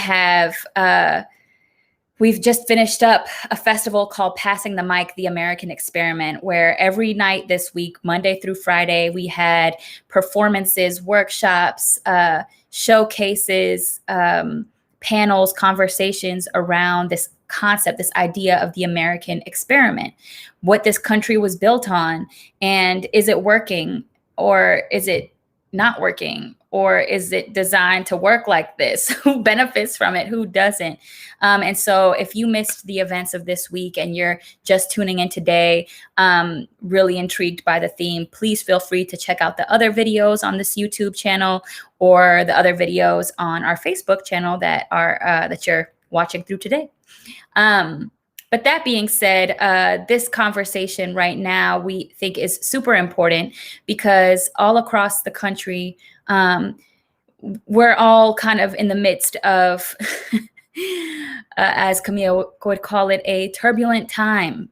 And this moment we're in right now is not new. It's not even the first time it's showing its face. But in my opinion, it's been amplified by technology, by the internet, by our connection to our globalization, our connection to other folks and this information all across the country. And so it's really important that, as we've been mentioning since 10 o'clock today, that young people can show up as their full selves and can enter the classroom knowing that what they see outside doesn't have to stay outside once they enter our space, right? And furthermore, how can we use their realities, use their realities as the text through which they're studying, as Paulo Freire says, reading the word, reading the world, and reading the word. So that being said, this conversation here, how it will work is I will invite each one of our panelists to come up and speak for a few minutes about their own work, specifically at the intersection of academics, classroom or after school, arts, creative expression, and activism, either civic engagement, discussing social justice themes, mobilizing with students. And so we'll have each one of our esteemed panelists present for a few minutes, and I'll come back and introduce each one. So that being said, our first panelist is the Dr. Erica Halverson. She is a professor in the Department of Curriculum and Instruction at UW-Madison, where she is also the chair. She teaches a range of courses to undergraduates, graduate students, and teaching artists who want to improve their practice. Erica is also a trained theater artist and co-founder of 2 theater organizations, not one, but 2, Barrel of Monkeys in Chicago and Whoopin' Soccer right here in Madison. An experienced singer, actor, and dancer, Erica performs regularly, working with Children Theater of Madison, 4 Seasons Theater, and Are We Delicious? While continuing to lead Whoopin' Soccer in collaboration with Theater Lila. Please make some noise in the chat for the one and only Dr. Halverson. Thank you so much for joining us with the spooky Halloween vibes. I loved how you used the word esteemed right before you turned the camera on, which made me feel so much better about the whole look that I went for this morning. This is the esteemed look. This is my esteemed professor hat, as opposed to like my chill, I'm just one of you professor hat. Right. Thank you so much for being with us. Yeah, thank you for having me, Sophia and team. This is my 14th year teaching and working at UW-Madison. And since that time, I have known about First Wave. I've intersected with First Wave students in various ways. And I am thrilled that with so much energy and enthusiasm and y'all coming to the table, that we can maybe make some really significant progress toward combining our expertise and our efforts. So I was also going to say that here at UW-Madison, I wear many hats, literally and figuratively. I want to say a little bit about each of the roles that I play and how I think those intersect with the theme of the conference today. So first, I want to talk about my role as teacher. So my department, the Department of Curriculum and Instruction, for which I'm currently department chair, features a range of instructional programs, including the undergraduate teacher education major, which is to prepare undergraduate students who want to become formal 4K through 9th grade teachers. We also have a master's program for folks who want to become 6th through 12th grade teachers who would come to us with an already earned undergraduate degree but then want to seek a professional master's and a classroom certification. And the great news about both of those programs, which you may have not heard, is that through some really generous donor funding, we are able to offer what we are calling the Teacher Pledge, which is full 2 years of full loan forgiveness for any student who either completes our undergraduate major or our master's program and then teaches in Wisconsin for, I believe it's between 3 and 4 years, depending on subject area. So you can get you can become a teacher for free, relatively speaking. And that is super exciting for us because we have understood why the cost of becoming a teacher in a world that doesn't always value the expertise of teachers has been a huge barrier for people. So if any of you were thinking, I would really like to be a teacher, but I cannot afford it, hopefully this provides some incentive, and I would be happy to talk to folks about that. Within that, my expertise is arts education. So when I teach teachers, I teach about the role of the arts in the classroom.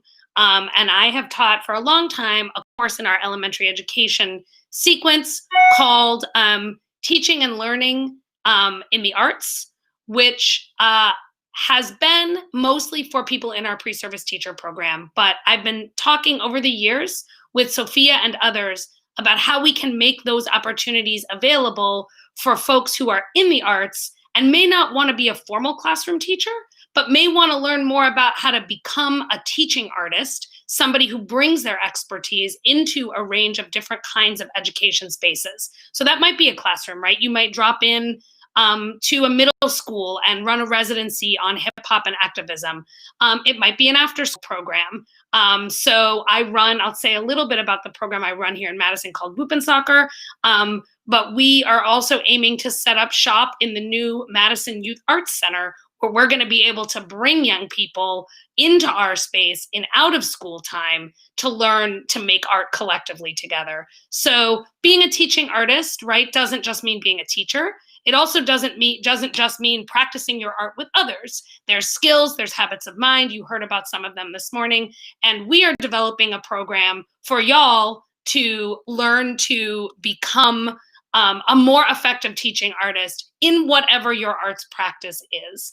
And so Sophia and I are working together to help make that program accessible to first waivers and other UW undergraduates who are interested in taking their teaching artistry to the next level. And again, similar to the last speaker, we're not trying to tell you how to make your art, right? And we're not trying to tell you that that the way that you think about the intersection between arts and activism needs to be more woke or less woke or, more in this direction, but rather to say, how do you give those gifts to the young people in our communities who otherwise don't have access? Because the sad reality is the arts, the performing arts in particular, have really been robbed from our elementary schools. Something like 3% of public elementary schools across the country have certified performing arts teachers in them. It's really a sort of gross shame of the way public education has been reconfigured in the modern era. And so that has become our job. And I don't just mean my job, I mean our collective job. And so it's my hope that as the person sort of responsible for this intersection of arts and teaching, that I can help to provide some more opportunities for you all to figure out how to make your art more accessible to the young people who otherwise don't have those opportunities. So that's my kind of teaching hat. And then I'll say a little bit about my teaching artist hat. Sophia mentioned that I've started 2 different community arts outreach programs, one in Chicago, which was originally called Barrel of Monkeys, but is now goes by the name of Playmakers Lab. So if any of you are from Chicago, you may have seen the Playmakers Lab, may have heard of them. They've been in Chicago public schools. I'm old, so we started it in 1998. And it's still going. And about 6 years ago, I started a similar organization here in Madison called Whoopin' Soccer, WHOOPENSOCKER, which is a word that we got from the old Wisconsin dictionary, which means something extraordinary, which we thought was both apt and also so Wisconsin. So you can imagine, right, people saying back in the day, like, oh, we had a whoopin' soccer of a good time at that party. So we thought that being able to name the local and name the joy at the same time felt like a really good way to bring arts activism into our classrooms. Our program is centered on the experiences of elementary schools with a focus on emergent and writers. So we typically work with 3rd and 4th graders, and our focus is creative expression by any means necessary. So we ourselves are performing artists, including the brilliant Jonathan Tunstall, who you're going to hear from next, who's a member of our ensemble. We go into classrooms and we engage kids around a range of expressive lessons. So we have a writing for change day. We have a personal narrative day. We have a writing from pictures day, all of which are grounded in a lot of the principles that the last speaker talked about, that come from our many years of being around brilliant scholars like Dr. Gloria Ladson-Billings, who've taught us about the role that culture and cultural sustainability has in our work with young people. And we go in, we talk to kids about creative expression, we offer them a range of ways to express themselves. We have them work in groups, we have them work in pairs, we have them work independently. For kids who are struggling with the mechanics of writing, a teaching artist will write with them or perform with them. And kids produce all kinds of things. And over the course of a residency, we'll get 600 pieces of creative expression between writing and performance and cartooning. And then our team of professional artists takes some of the kids' work and creates a professional performance that we bring back to the schools that's accessible to the kids, accessible to their families, and to the community. And this is my heart. And this is the thing that I care about more than anything else. And I've had the great privilege of being able to run that through UW-Madison and to work with professional community-based teaching artists, as well as undergraduates and graduate students, including 2 former first waivers. Neither of them live in Madison anymore, so don't work with us, but who worked with us when they were here. And to create a community of folks who center creative expression as a mechanism for giving young people access to powerful ways to live and do and be. So I think I'll stop there because I think I'm over my 5 minutes. And I'm happy to talk to y'all about any of those things or any of the other silly things that I do that Sophia mentioned in the introduction. So thanks for having me. Thank you so much, Dr. Halverson. We appreciate you and I'm just so honored to have you on the panel with us. So we'll get to some more questions in a little bit. Next up, we have Jonathan Tunstall, who is an educator, hip-hop artist, and PhD student at UW-Madison, Jonathan Tunstall taught middle school social studies for 8 years in Harlem, New York.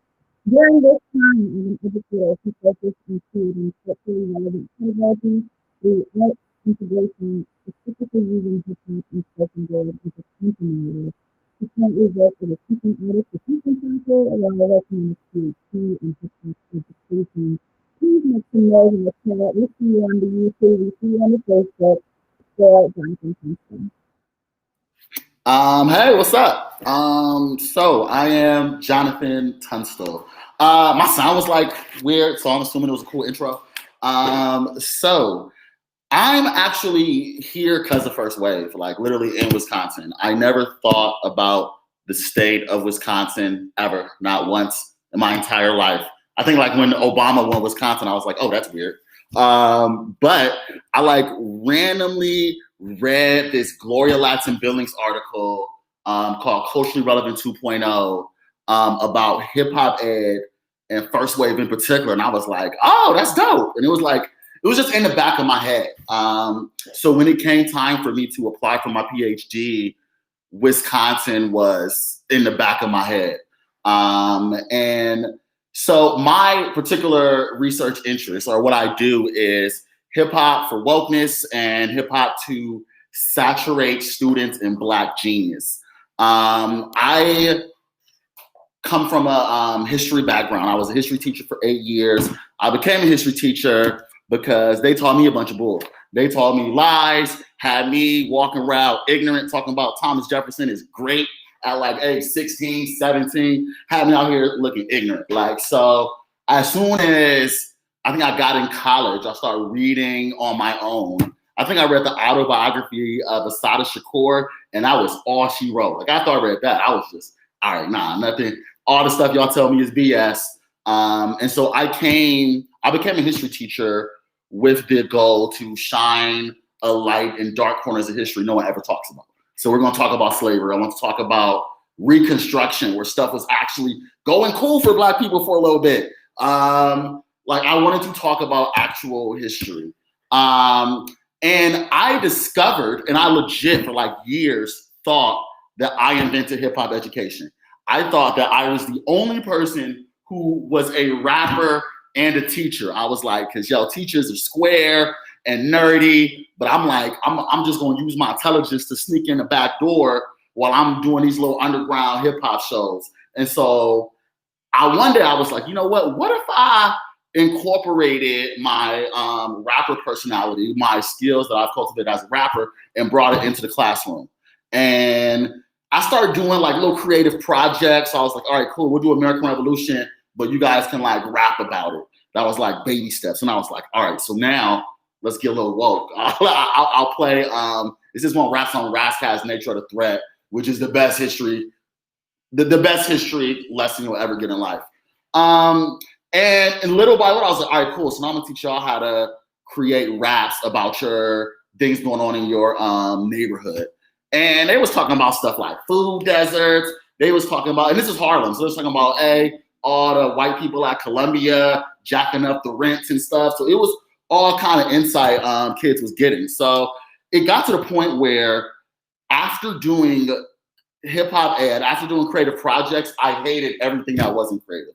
I couldn't go back to doing multiple choice tests. I couldn't go back to pretending like there are two sides to history. I just couldn't really go back. So I went into teacher education with the goal of getting students woke. And so my idea was, if students are woke and tap into their agency, then we will seize power from society and, actually start working to make less racist, sexist, heteronormative world.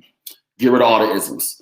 And so part of my work right now is, one thing I do is I'm getting my PhD and studying what components of hip hop pedagogy, and I do a kind of a pure form of it. I'm more like step one, looking at rap songs, teaching students how to rap, teaching students how to create agency in your rap. So I'm researching that, but at the same time, I do workshops with pre-service teachers, or people that are actually working as teachers. And so I try to do a quick way of teaching them ways to incorporate hip hop in the classroom. Also work with whooping soccer, which is dope. I bangs with it. I applied to UW because of First Wave, because I knew about Gloria. What got me here was Erica. That like crazy hat she's wearing is not an isolated incident. Like I think I first met her, she was wearing like overalls and pigtails. I was like, yes, this is the non-traditional mentor I need in my life. So yeah, that's what got me over the hump. And mine is straight up, get kids woke. I'm a hard sell on the wokeness. I'm of the mind that if we take an honest, truthful look at history, social consciousness will develop.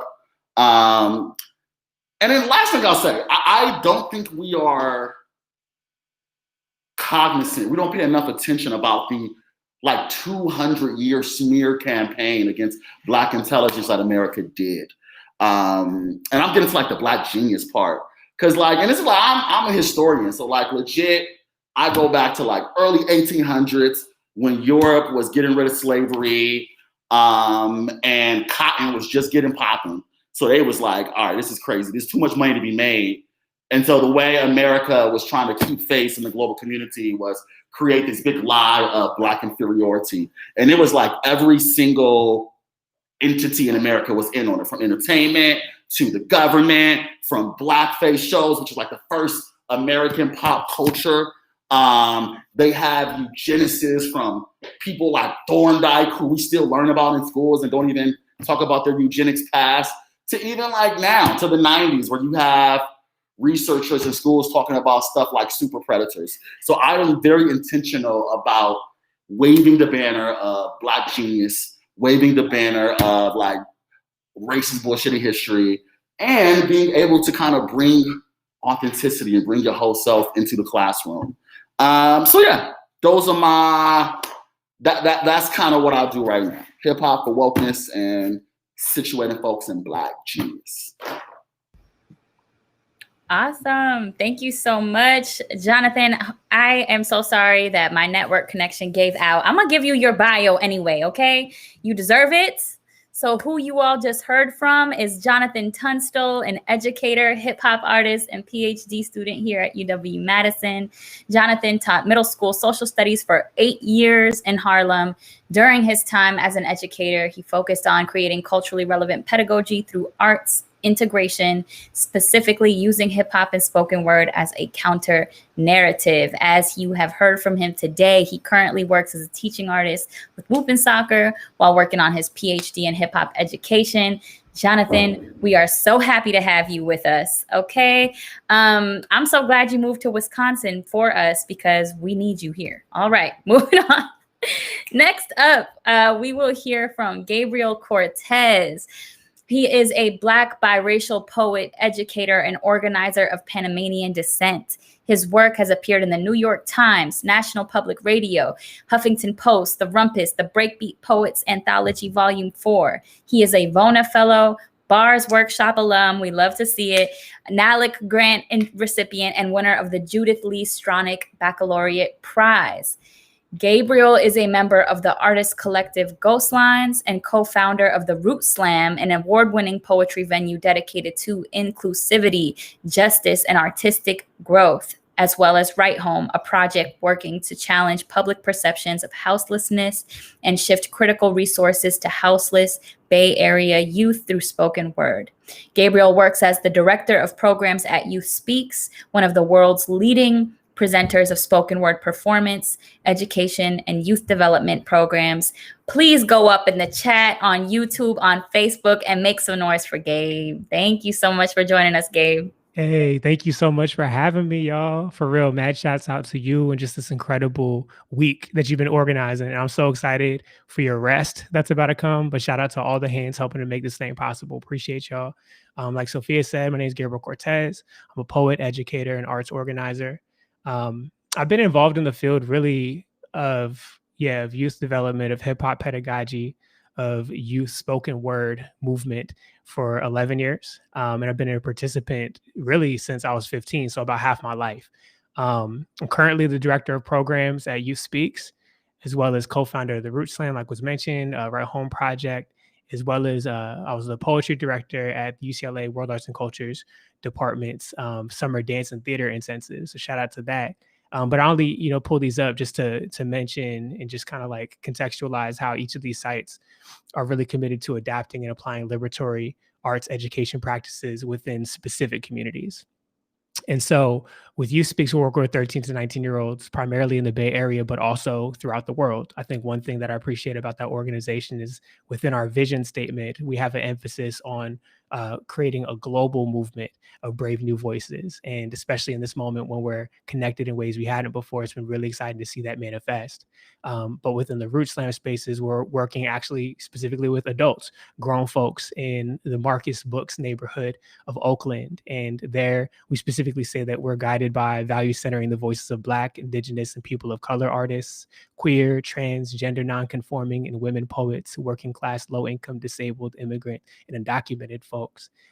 With Right Home, of course, working with houseless folks in Berkeley and at UCLA, working with these incredible young dancers that are trying to figure out how to use their art for powerful impact beyond just, kicking high on the stage.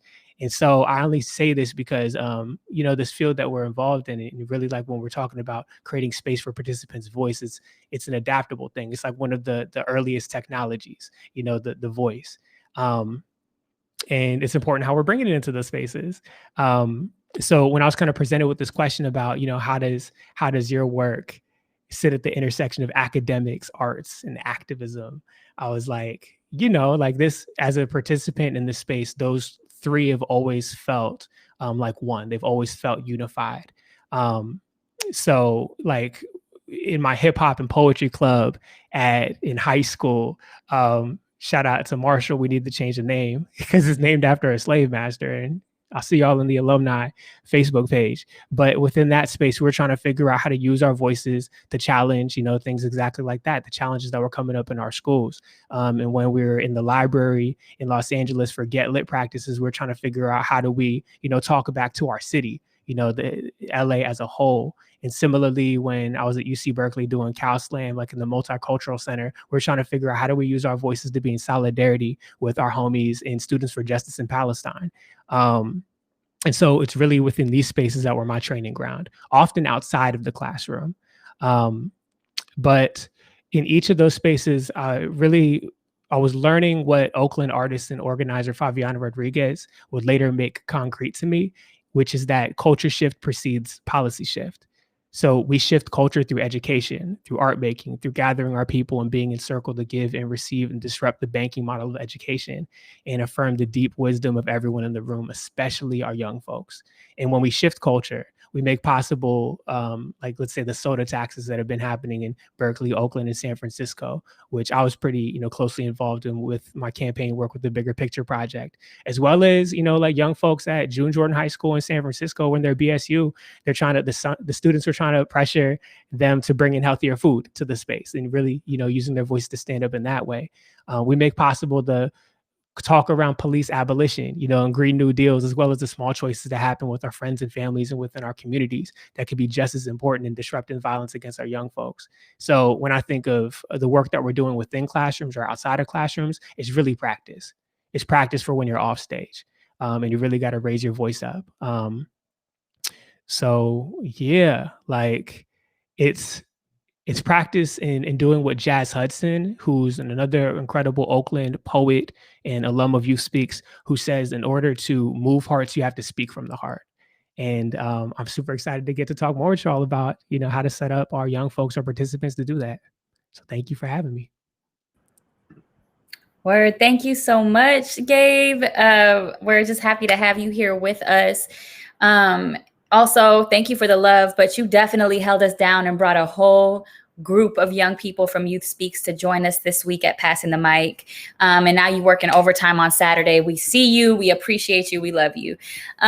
So next up, I want to do an introduction so we can get right into the questions we have for our panel. But I want to invite two people up from the JVN Project.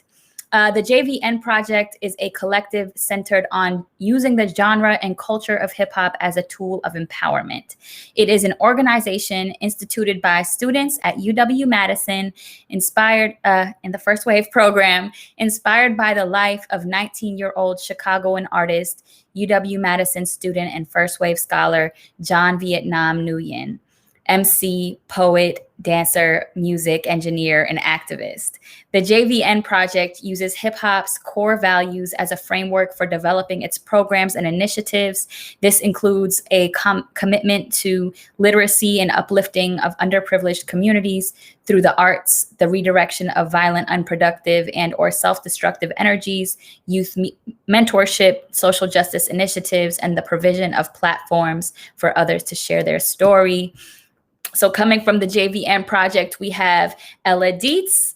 She is a student, poet, and performer from Madison, Wisconsin, a first wave scholar here at UW-Madison, pursuing her degree in English with a concentration in creative writing. Ella currently works for the JVN Project, where she organizes and teaches youth poetry and spoken word. Ella has performed all over the city of Madison, including Lathrop Hall, the Barrymore Theater, and the Overture Center. Ella finds inspiration for her art and activism from the people and places that raised her. Thank you for joining us, Ella. And I also want to get to this next. We have joining Ella from the JVN Project is Dowry Ruiz, a Dominican-American hip-hop artist from Boston, Massachusetts, my home, 617 in the building. He currently is an undergraduate at UW-Madison, studying art history and public policy as a part of the 12th cohort of First Wave. He began performing and facilitating music production and creative writing workshops through institutions in Boston, such as Harvard's Hip Hop Archive. Dowry has also been a feature for TEDx Beacon Street on his experience at the intersection of gentrification and youth culture. Throughout his high school career, he founded and ran Yes Fest, a free for youth by youth music and arts festival. Influenced by his upbringing, he focuses on themes such as institutional injustices, normalizing Black joy, and youth empowerment. He currently works for the JVN Project in Madison as the Director of Development and co-facilitates youth poetry workshops for Madison high schools. Please go up in the chat for the beloved Dowry and Ella. Thank you all so much for joining us, repping First Wave and JVMP. Please tell us a little more about y'all and y'all work. Yay. Thank you so much for having us. Basically, Dari and I have both worked for JVN for about a year. A little bit more. It's been a great time. Basically the JVN Project is founded really in celebration of John Vietnam's life. He passed away in 2012. And really as a person in his life, he embodied the intersection between art, activism, and academics. He was at UW on scholarship, First Wave. He put so much work into his art and also, working throughout the Madison community and the Chicago community. The JVN Project was created in 2013 by the illustrious Jalarina Sanders, who until about a week ago was our executive director, but now she's, moved on to the board of directors and sort of passed on this project to us and some other current First Wavers. And really, my personal experience with the JVN Project, I was able to experience this organization as both a student. I grew up in Madison. I attended all the, the workshops and the slams that the JVN Project brought to our public schools. I went to East, if any of y'all are East teachers out there. That's sort of the history of the JVN Project. We put on festivals, JVN Day every year in September. We do youth poetry slams. We do youth workshops. We do, recording for, we make screw tapes, which is just getting a bunch of MCs together and producers and making music together, which is awesome. That's a little bit of the history. Dari, do you want to talk about sort of what we've been doing now in our last year?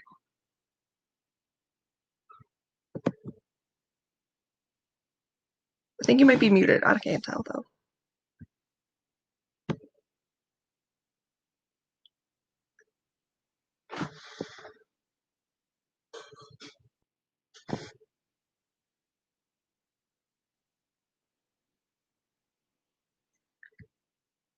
I think you're still muted.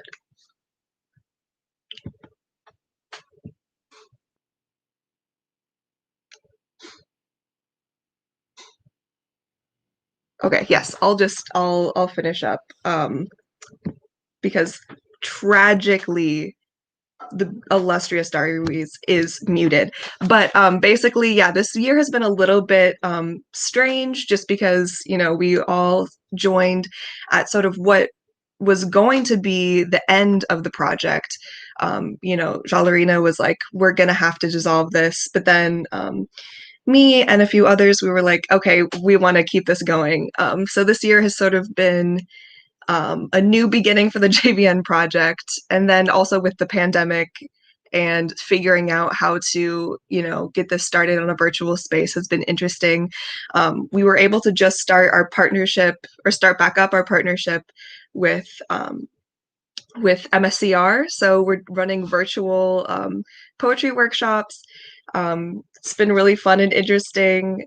It's just really exciting as like an alumni of those workshops to then be going back and teaching them.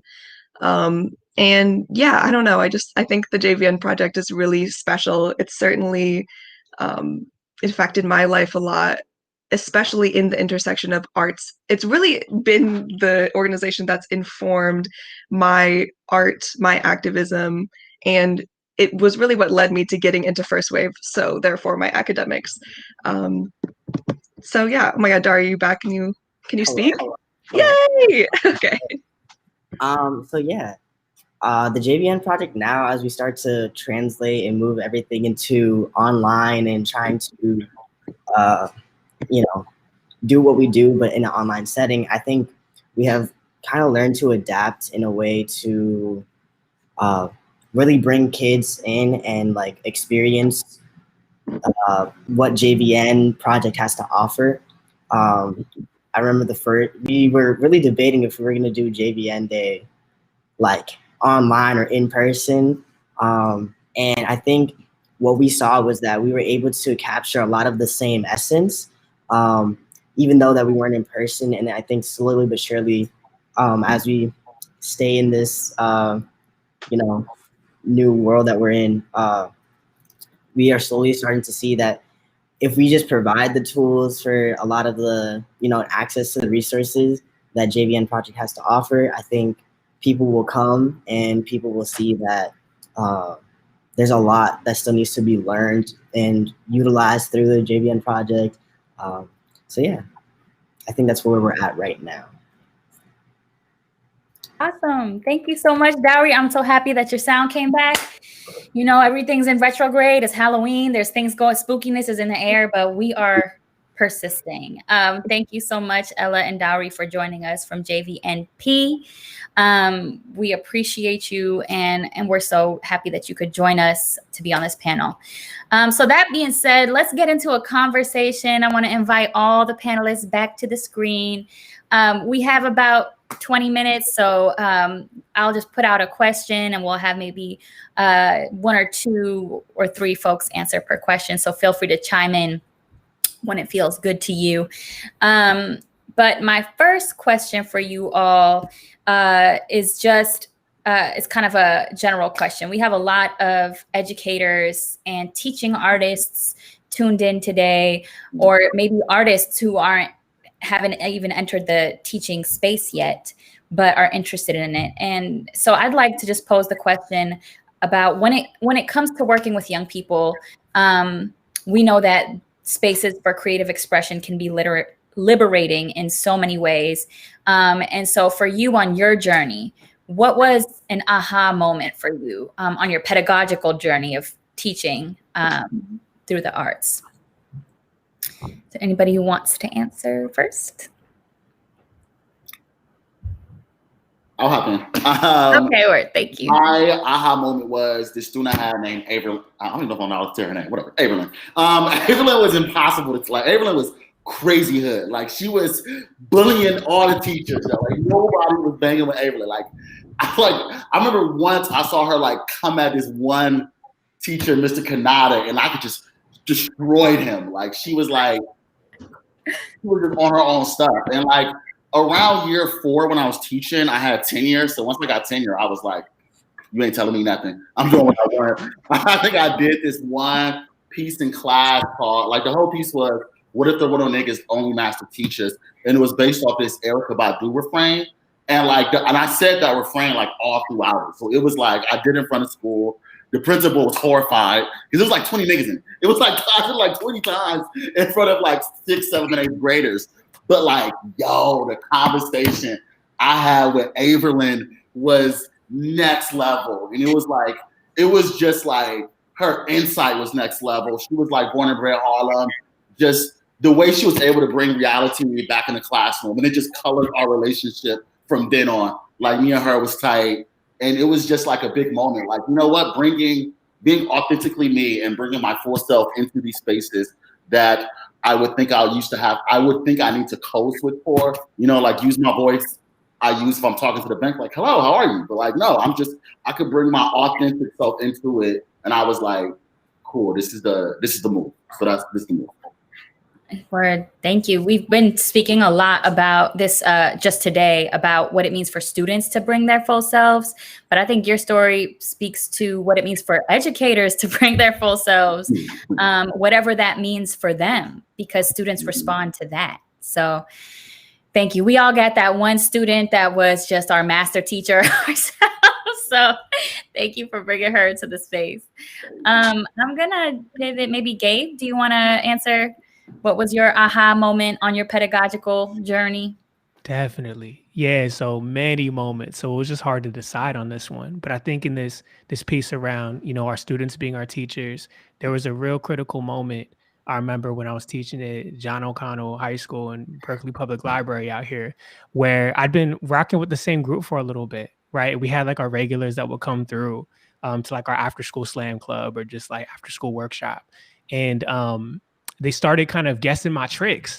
They're like, oh yeah, we're gonna do the check-in, we're gonna do the word palette, and it's like, I bet I know what his prompt's gonna be. And I remember I got a little, I was like, oh dang, like, are they, it's not fresh anymore, but I think in that moment it was mad important for me to be like, bet, you do got the prompt, huh? And learning how to step out of the way.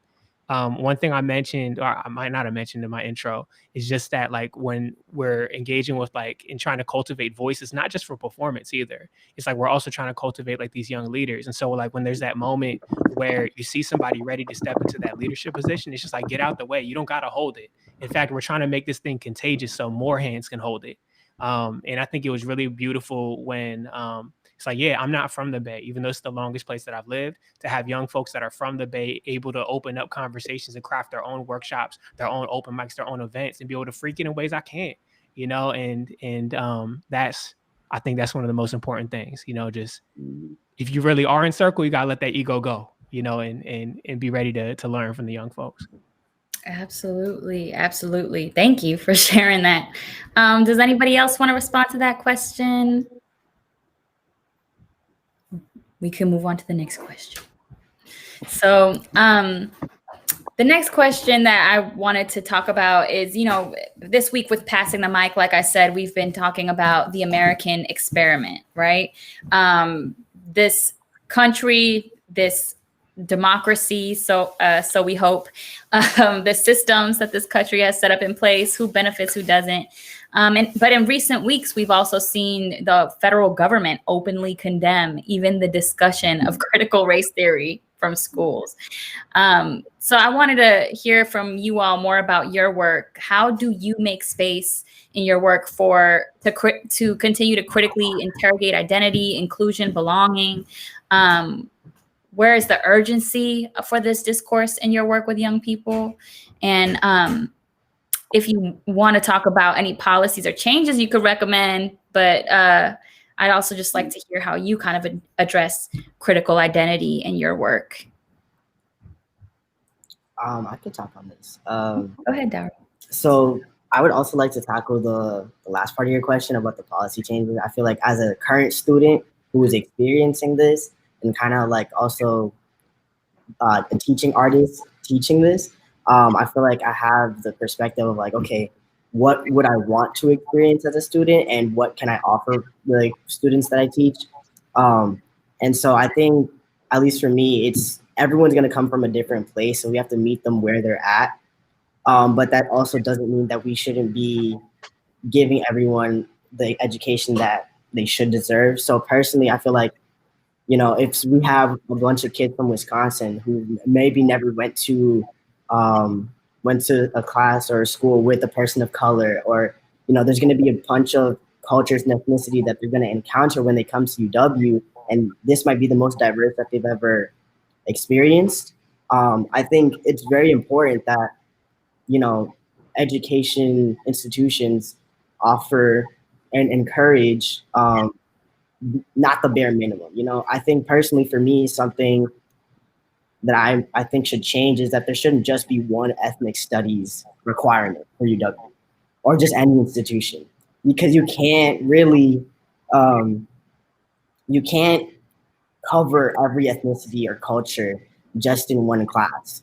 You know, you're gonna need to, everyone's gonna encounter different things, so you're gonna need to basically set your students up for success.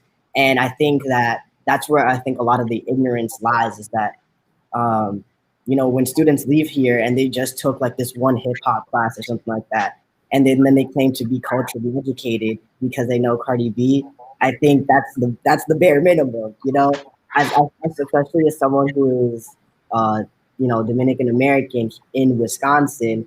That's very rare for, that's very rare. And a lot of kids were like, you're the first Dominican I ever met. I only know Dominicans because of Cardi B. And I think personally, that's like, you know, I love Cardi B, but she's not a representation of an entire culture. So I think it's important that we are acknowledging that there's more to learn, not just the bare minimum. Yeah. Word. Thank you for that. I can speak. Erica, please. First of all, I really appreciate, Dara, you're speaking from the perspective of kind of policy and institution at the college level, because I think, oh, that's a whole other mess. I'm certainly not prepared to, to speak on that, but you know, I think a lot about what happens for our youngest learners, and how we can create transformation before we get to the point where kids are getting to college and think that you know, listening to Cardi B makes them culturally educated. But so I'm writing this book, and it's called How the Arts Save Education. And the book is an argument for a sort of more radical vision for the ways in which arts practices can shape what good teaching and good learning and good design looks like in educational environments. And one of the main sort of thesis of the book is that rather than having the arts shape the outcomes that we've already decided are the outcomes that we care about, that is like good reading scores, good math scores, hey, how can you be better at math? Or, hey, we need more hip hop because it'll improve kids' chances of majoring in STEM. That the arts we ought to make arts practices the center of what we're offering our young people. And I have, in my 25 years experience working in schools with young people, seen thousands of examples of kids who are already labeled as bad at school or bad actors in the classroom, who are the stars of any performing arts show you put in front of them. Absolutely. And the thesis that I'm trying to put out there is that doesn't mean there's something wrong with those kids. Like, we're not trying to fix the kids. We're trying to highlight what's wrong with the outcomes that they continuously position that group of kids as less than. And so when we get into a classroom, what we often do is, rather than say, oh, good, we're going to fix your kids by giving them access to these performing techniques, we say, oh, we're going to fix your perspective on what a good student is by showing you what kids can do when they are engaged in these practices. So it's not really a policy, but it's more like at a thinking shift. Like I think we need a broad thinking shift around what's the input and what's the outcome. Absolutely. Absolutely. Thank you so much. But as it was said by, I think, Gabe earlier today, calling Faviana into the space, like we need a cultural shift before we can get to the policy shift. And a lot of what we've been touching on today and all week is that we need to start centering young people in their realities instead of prescribing them a diagnosis that may not be relevant, right? But thank you. So we have about 7 minutes left. I'm going to put just one last question out here, and I would love to hear from anybody on the panel. Like I said, for the folks that we have tuned in today, what is a piece of advice you would give a new educator, youth worker, or teaching artist who is just beginning the journey on student-centered praxis or hip-hop pedagogy or civic engagement through the arts, who may not even know where to begin? So I know, yeah. So anybody want to answer that question?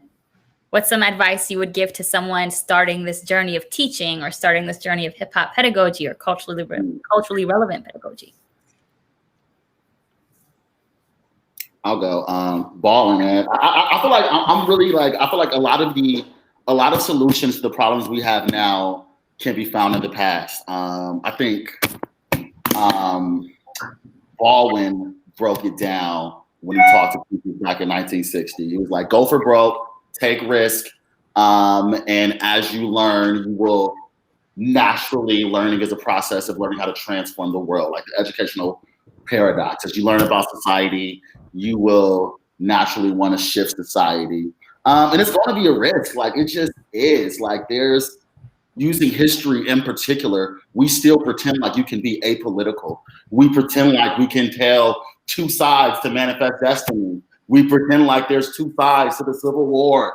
We pretend like Reagan didn't put crack cocaine in the streets, even though we know we have Gary Webb and stories to talk about it. We don't know how to face the horrors of history, so we ignore them. And if you do tell the truth, you're gonna take a hit. So it's just, it's no way to not be political. You cannot stand still on a moving train. You're either going to talk about uncomfortable truths or you're going to give a comforting narrative that is completely false and a lie.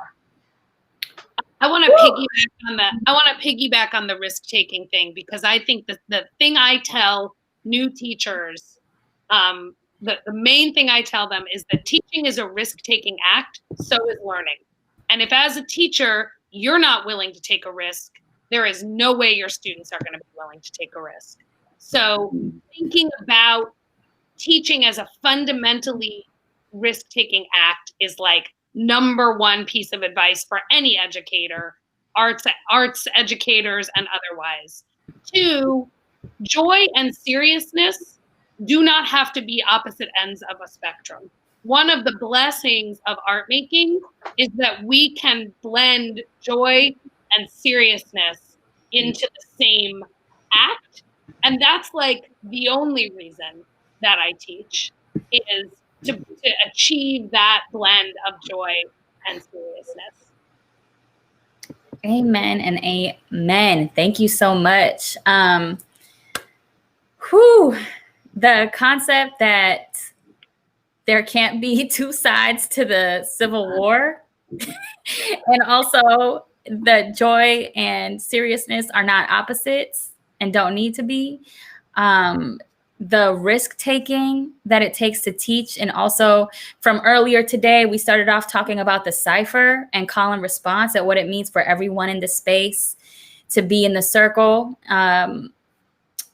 Thank you all for that advice. I'd like to, we're gonna wrap up our session, but I'd love to invite Ella to come up and say a little something. What is a piece of advice you would give a new teaching artist, educator, youth worker, especially during these times? Yeah, totally. I'm certainly not a seasoned educator, but I can definitely give some advice on the side of the student. But I think that when it comes to like culturally relevant work, as a student, I can really sense when the educator is like really nervous about getting it wrong. I think that obviously as an educator, you should be putting care into what you're teaching, and that you should be listening to your students and, you know, immersing yourself in the culture so that you can at least be trying to understand it.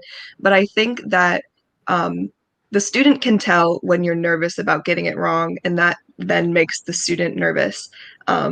So yeah, that would just be my biggest piece of advice, was just, you know, realize that you're not there, you're not putting on a performance, you're there to connect with the student and teach the student, and it's really all about them.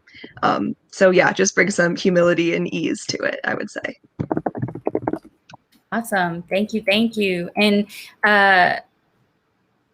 you're saying that you're saying from the student side, but you're not a seasoned teacher. But I would argue, Ella, that your experience in the JVN project and being in all of these learning spaces does make you a great leader in this community. So, all right, I'm going to invite one more person to speak, and then we'll close out. Gabe, could you please? What's some advice you'd give to someone just entering this field? Yes. So just to wrap up and piggyback on what so many folks are saying and double click on it, towards the taking risks, just encouraging you, if you're just getting into this, like find your community too. You know, like if you are trying to like lead workshops and you're not actually in process of being workshopped yourself, then like, yeah, it might be a little funky, you know? So like it's necessary for folks to take risks and also like release that burden off of your own shoulders of being like the only one. Find your community of educators, of artists that are going to keep you in process too. And find me, hit me up. You know, like I love working with new educators, for real. Like we need each other. And so, yeah, I'll see you on the other side. Awesome. That was the perfect segue, talking about community. Also, when I was reading your bio earlier about the Root Slam, I meant to say the Root Slam is actually doing some incredible workshop series that are free and on Facebook, if I'm not mistaken. So if you want some adult writing workshops that are identity-based, affinity groups, please follow Root Slam on Facebook. Is that do you know what the URL is for that? Yeah, just at the Root Slam or facebook.com/ either it's Root Slam or the Root Slam, but you're going to find us. Awesome. We'll put that in the chat, in the comment section as well, so y'all could click on it. That being said, please go up in the chat for all of our panelists. Thank you all so much for joining us today, for bringing your wisdom and your expertise and your risk-taking to the conversation. We're just so grateful to have all of you with us, and especially on a Saturday, especially on Halloween. We appreciate you. So please go up in the chat, make some noise for our panelists. Round of applause. Thank you.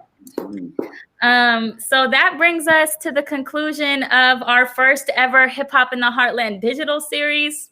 You made it 3 hours later. Congratulations.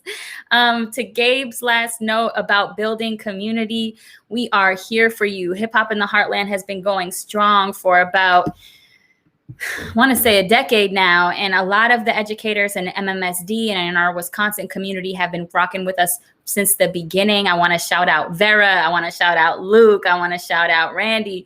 So that being said, this series, this is just the beginning, right? So we did our event today. If you missed the first couple hours of it, it will be available right here on our Facebook or on our YouTube, wherever you're currently watching it. It's going to stay up.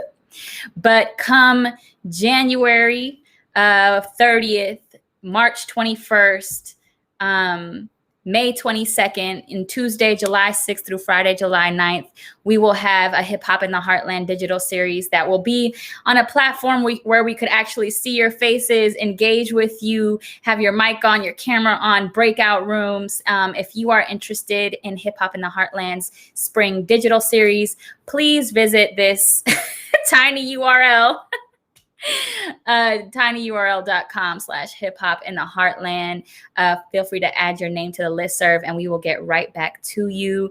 Thank you all so much. If you also want to stay in touch with future events, I mean, passing the mic this week was incredible. I don't know how we made it, but we made it. So feel free to check out all of those events that are still up on our Facebook and YouTube. But if you want to stay in touch for future events, we have a monthly open mic called Just Bust every first Friday of the month. So it's actually next Friday, we'll have an open mic. We have a spring festival called Line Breaks Hip Hop Theater Festival. It'll be our 15th annual. So that's coming up this spring. And we have, of course, this institute. So follow us on Twitter, on Instagram, on Facebook, on all the things. Oh My First Wave. We're just so excited to have rocked with you this whole week. And thank you to all of our incredible educators for tuning in on a Saturday. This is just the beginning. Please be well, take care of yourselves, drink water, and do something fun and spooky for Halloween. We appreciate you. So thank you for tuning in. Have a great rest of your weekend.